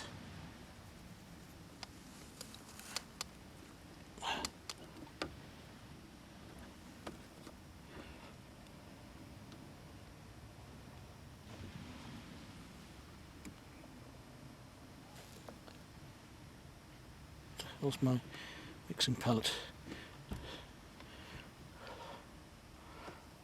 Oh, come on, where are you? That's my knee. What the hell's a mixing palette on the... Oh, for heaven's sakes. Can't bloody well see if it's like that upside down. It must be there. Yes.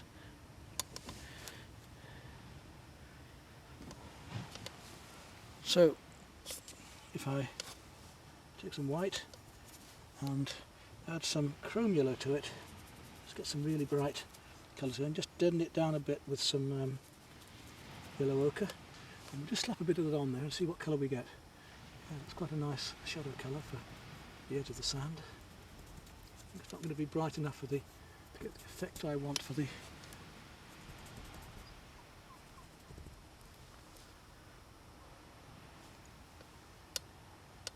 I'm going to have to play with colour a lot more to get these really bright, strong, vibrant colours. I can see that.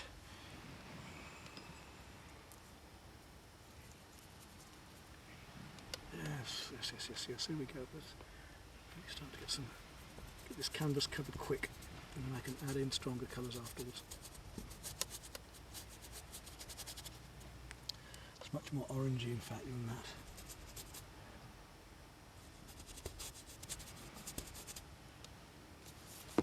Just to get rid of the white canvas at the moment, because I just can't work with all this white canvas in the way.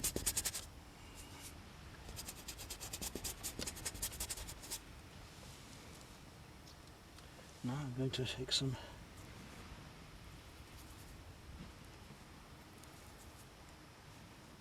cadmium orange and mix that with the white. Test that. Yes, we're getting there now, I think. Cadmium orange and a little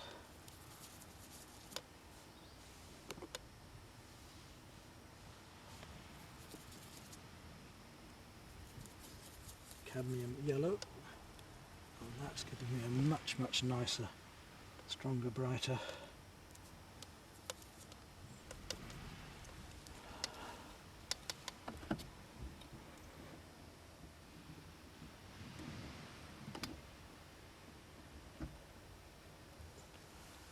because I really have to get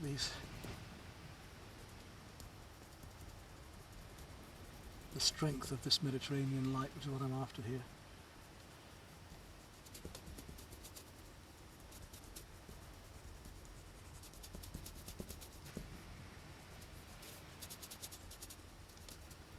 Mid light,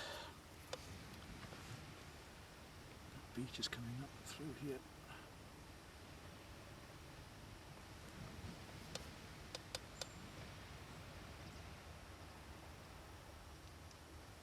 It's the tip of our brush. If we put the right colours in the right shapes in the right places, then things should start to appear to be an impression of what there is over there, and it is an impression we're doing, remember, here.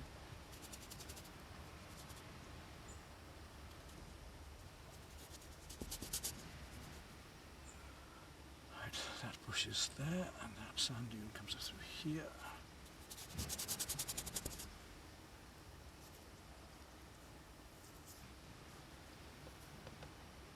The lights faded a bit again. It's very changeable with these this thin cloud cover going over today.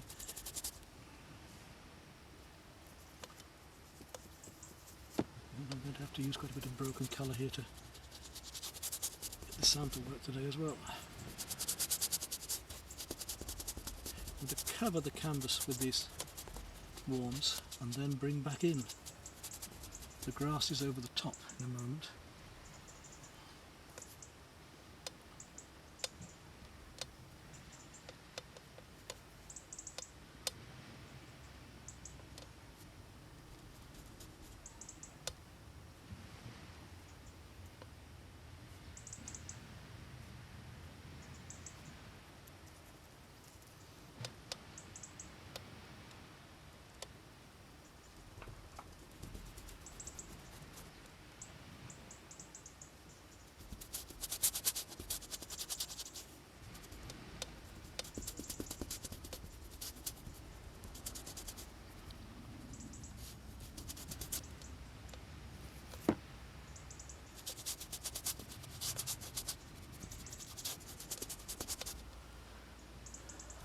So much I want to do so quickly, but I've only got one hand to paint with. Well, I can paint with the other at the same time, but it'd be a bit difficult. It would split my brain, eh?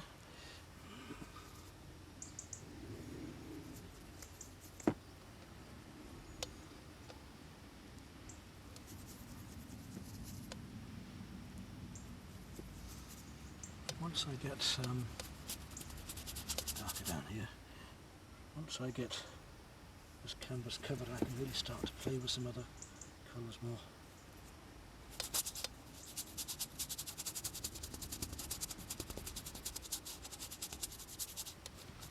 You see already how the cadmium orange and the yellow are giving me the warmth of the sand here. Just got so much, it's soaking up paint like blotting paper, this particular canvas. I can just see my pencil marks underneath as well, which is helpful to me at times.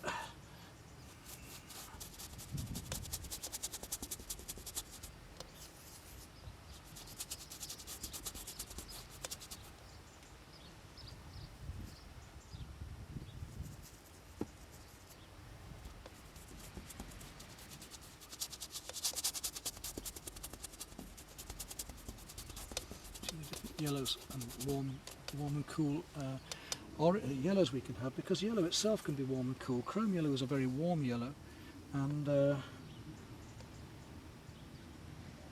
lemon yellow is a very cool yellow. It's a lot warmer now, so I'm going to use chrome yellow more. Cadmium orange again, and actually I'm going to start to go to a little bit of burnt sienna now, because I want it even warmer here.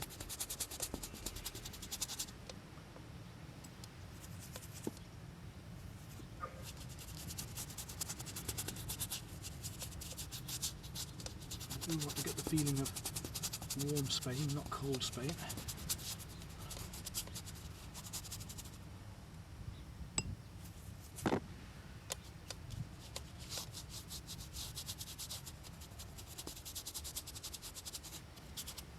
So much I want to do so quickly. I want to rush into this painting and really enjoy doing it, but it's only the sheer mechanics that are slowing me down at the minute. There's so many colours to compare and bits to do.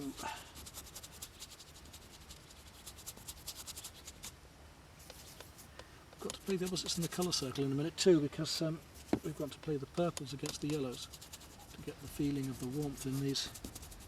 It's funny. Mistake in the canvas there. a very good quality canvas at all, this one. Big enough for it, but you can see now I haven't got the plastic coating off. There's a piece in the canvas here that's not really very nice. Okay, now let's start to play with some of the warmer colours to make these the ones cooler, in fact, and more vibrant. Let's go up into here and start to add in some of these oranges and warms through this bit.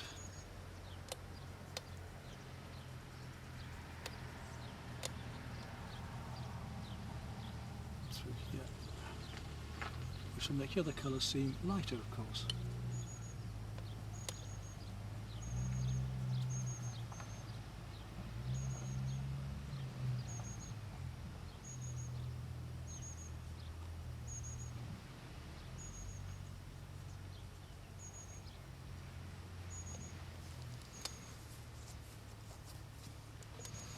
And we do that, we come around here, we can add some of the other browns in. Let's take a bit of umber now, some raw umber, which will seem quite dead compared to these colours here. And look at the little bits of twig and stuff that are happening down here, start to get a bit of texturing in. You see how that raw umber is so much a more inert colour compared to the cadmiums and the other colours I've been putting on, it starts to give it a life of its own.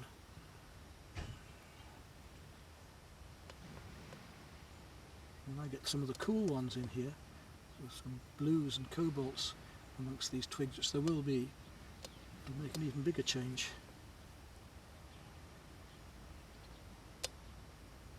Just indicating, I haven't had to change brushes at all. In fact, I probably won't have to change the brush towards the very end. I get a bit lazy that way, and I like to use a brush as long as I can before having to change it.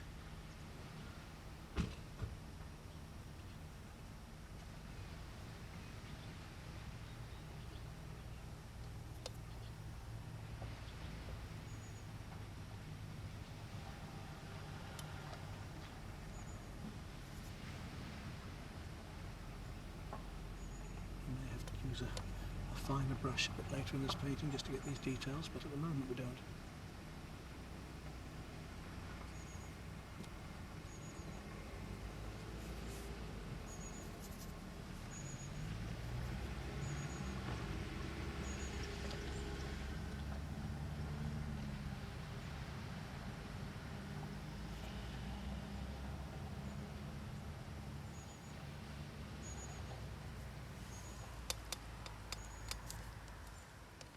I really must have to get some of these trees and darks in quick as I can now, before I carry on much more here.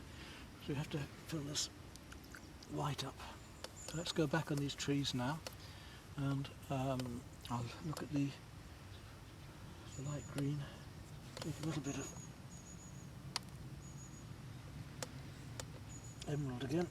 This is darker emerald this time. I'll add to it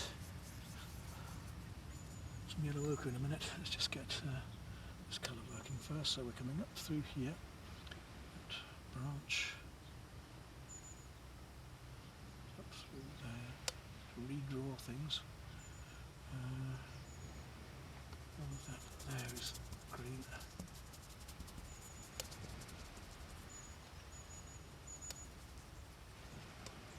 Right up into here, just to work out where I've got to go with things now a little. Through there.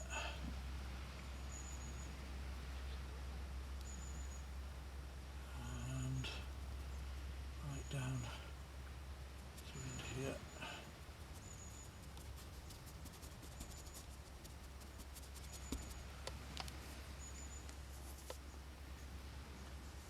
Mix some more of that up.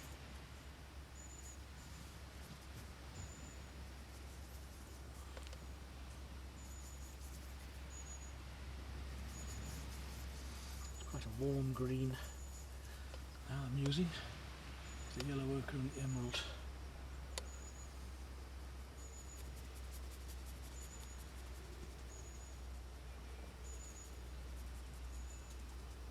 Coming down here.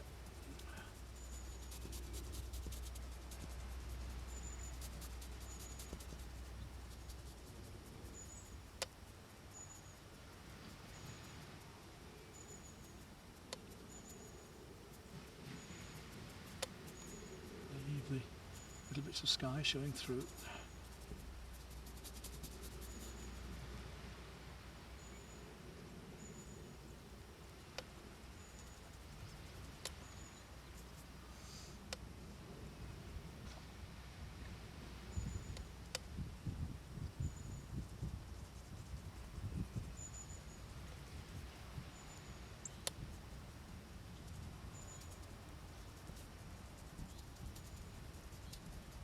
Coming up it through here. Looks a bit flat at the moment because it is only one flat colour. You're only using this as a ground to establish the other colours so I can see which directions I'm going with them. Because you get so confused with all of these colours, it's hard to know what's where at times. It's buildings coming through there actually. So,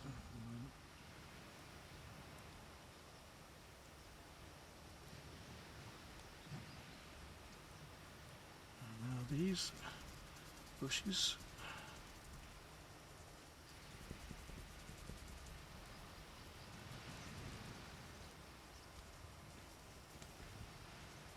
Tree comes right down through there actually into these bushes.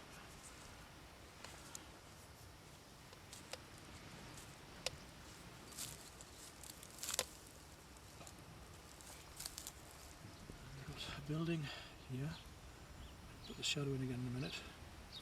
There's one there which is white.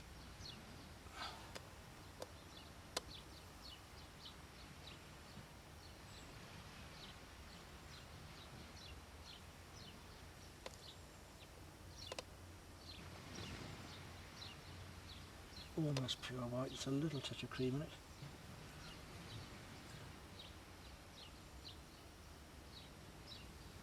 Same.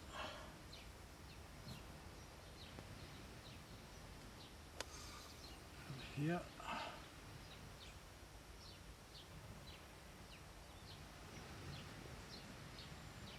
Triangle of white there.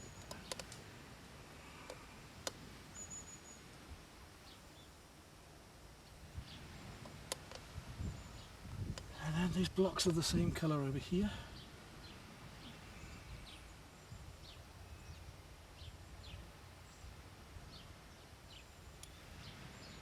It would be easy painting on top of that because I've already got the blue there, but I don't want to have mood if I don't have to.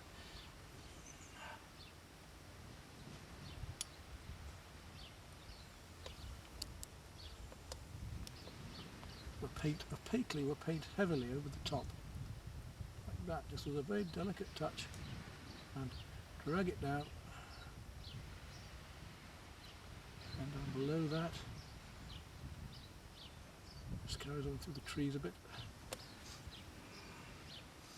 And we get similar happening down here. Just behind the trees here. And there's some doorways in that, so if we leave spaces in between, we should get the effect of the little windows or doorways that are there.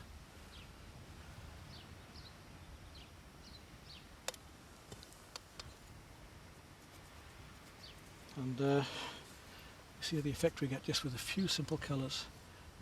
Now, I want to use a little bit of purple. I've got to find a colour for the shadows there, and I'm looking hard for that at the minute. It's not as purple as the sky or the sea, but it's still warm, so I'm going to use a little touch of the rose into there and see what happens. I wanted a small touch, and you've only got the tiniest touch in this paint, and the colours are so strong.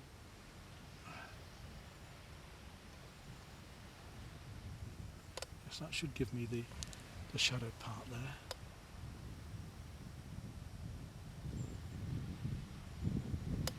That needs to be a bit darker with the browny yellow in a minute anyway.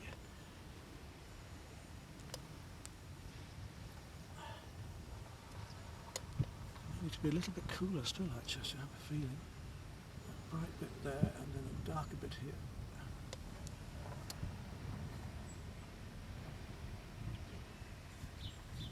And one or two more colours just happening behind here.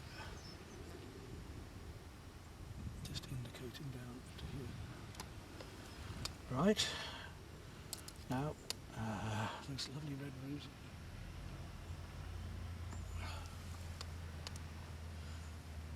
You see how one colour next to another makes these now go softer. A little touch of white in that. Let's see if that does the job. Over there.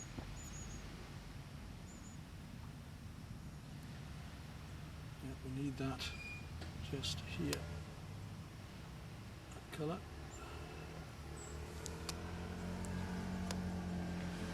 And down here.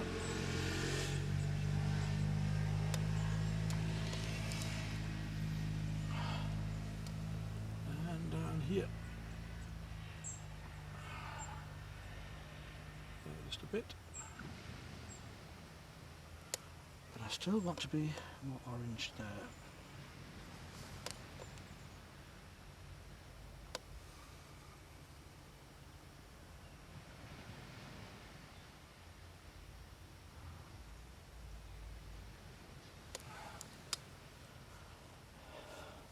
Now, there's a lovely orange roof here, but whether I've got the right colour on my brush, let's see. That's not far off.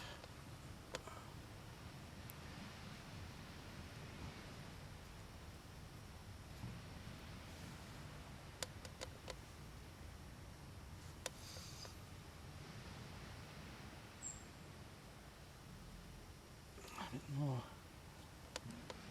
yellow in that because it comes down through here too.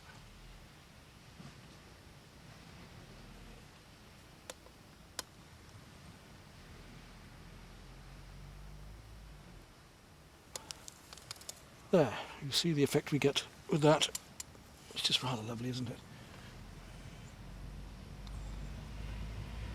I think I'd like to be a bit redder yet. Can't see my cadmium, honestly, cadmium red there. Let's see if I can just get that cadmium red to give me a slightly darker red in places.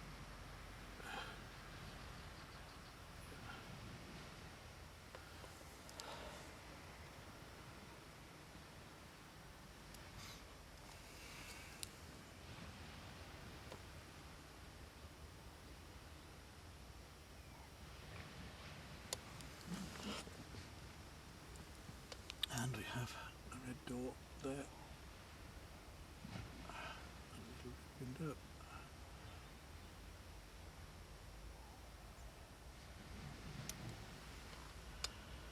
Just a few daubs of paint, if you get them in the right places, with the right colours in the right shapes in the right places, and things will appear as they are now.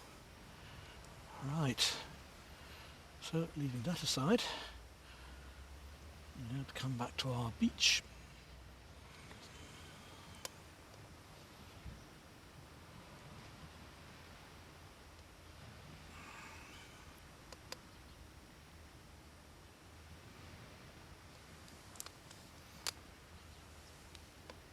So we're now establishing some of the lights and darks that we couldn't see without the sun.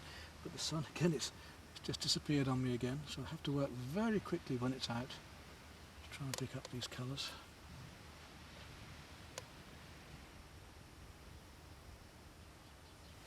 Okay, back to the trees again.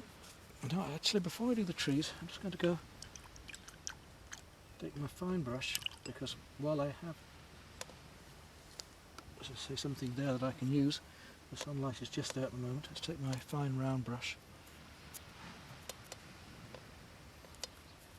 just get it going again with some terps because it's been left a while, and a little bit of white,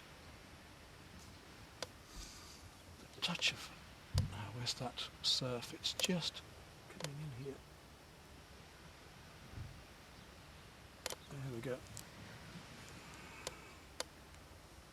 A little bit of waves breaking along here, along the beach. See the difference I can. There's Let's look at that lovely, what the yellow ochre and chrome yellow can do together. Colours you wouldn't normally think of using, but we mustn't be tied by what we would think of using. We have to experiment with what is actually here in front of us to learn more about colour even than we did before.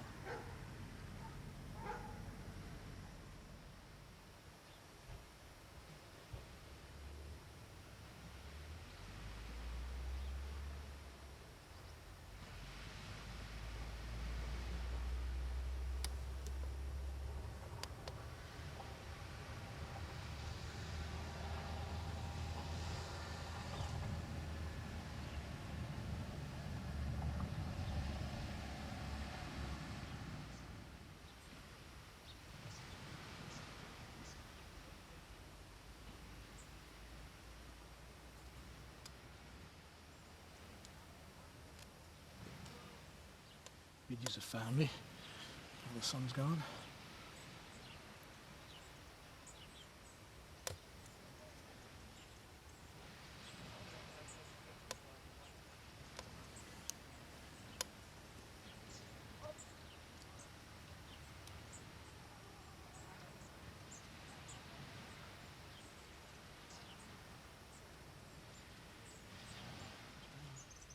There, and that one goes through there, and really dark. We join up down here and come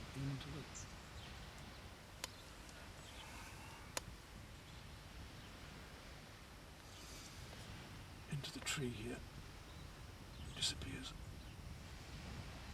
into the dark.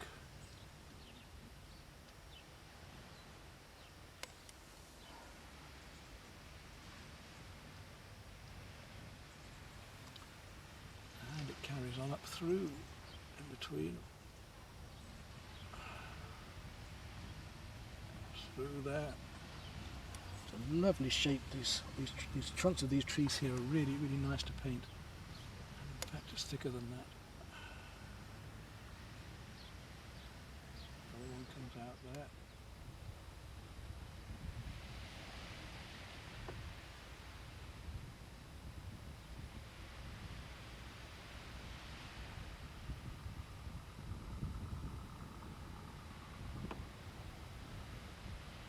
And there we are, our finished painting.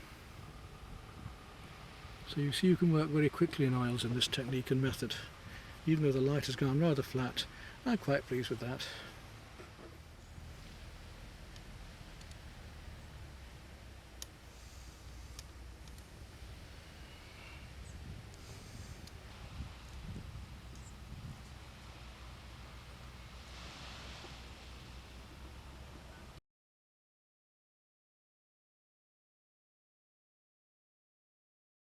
And the end of our trip to Spain this time.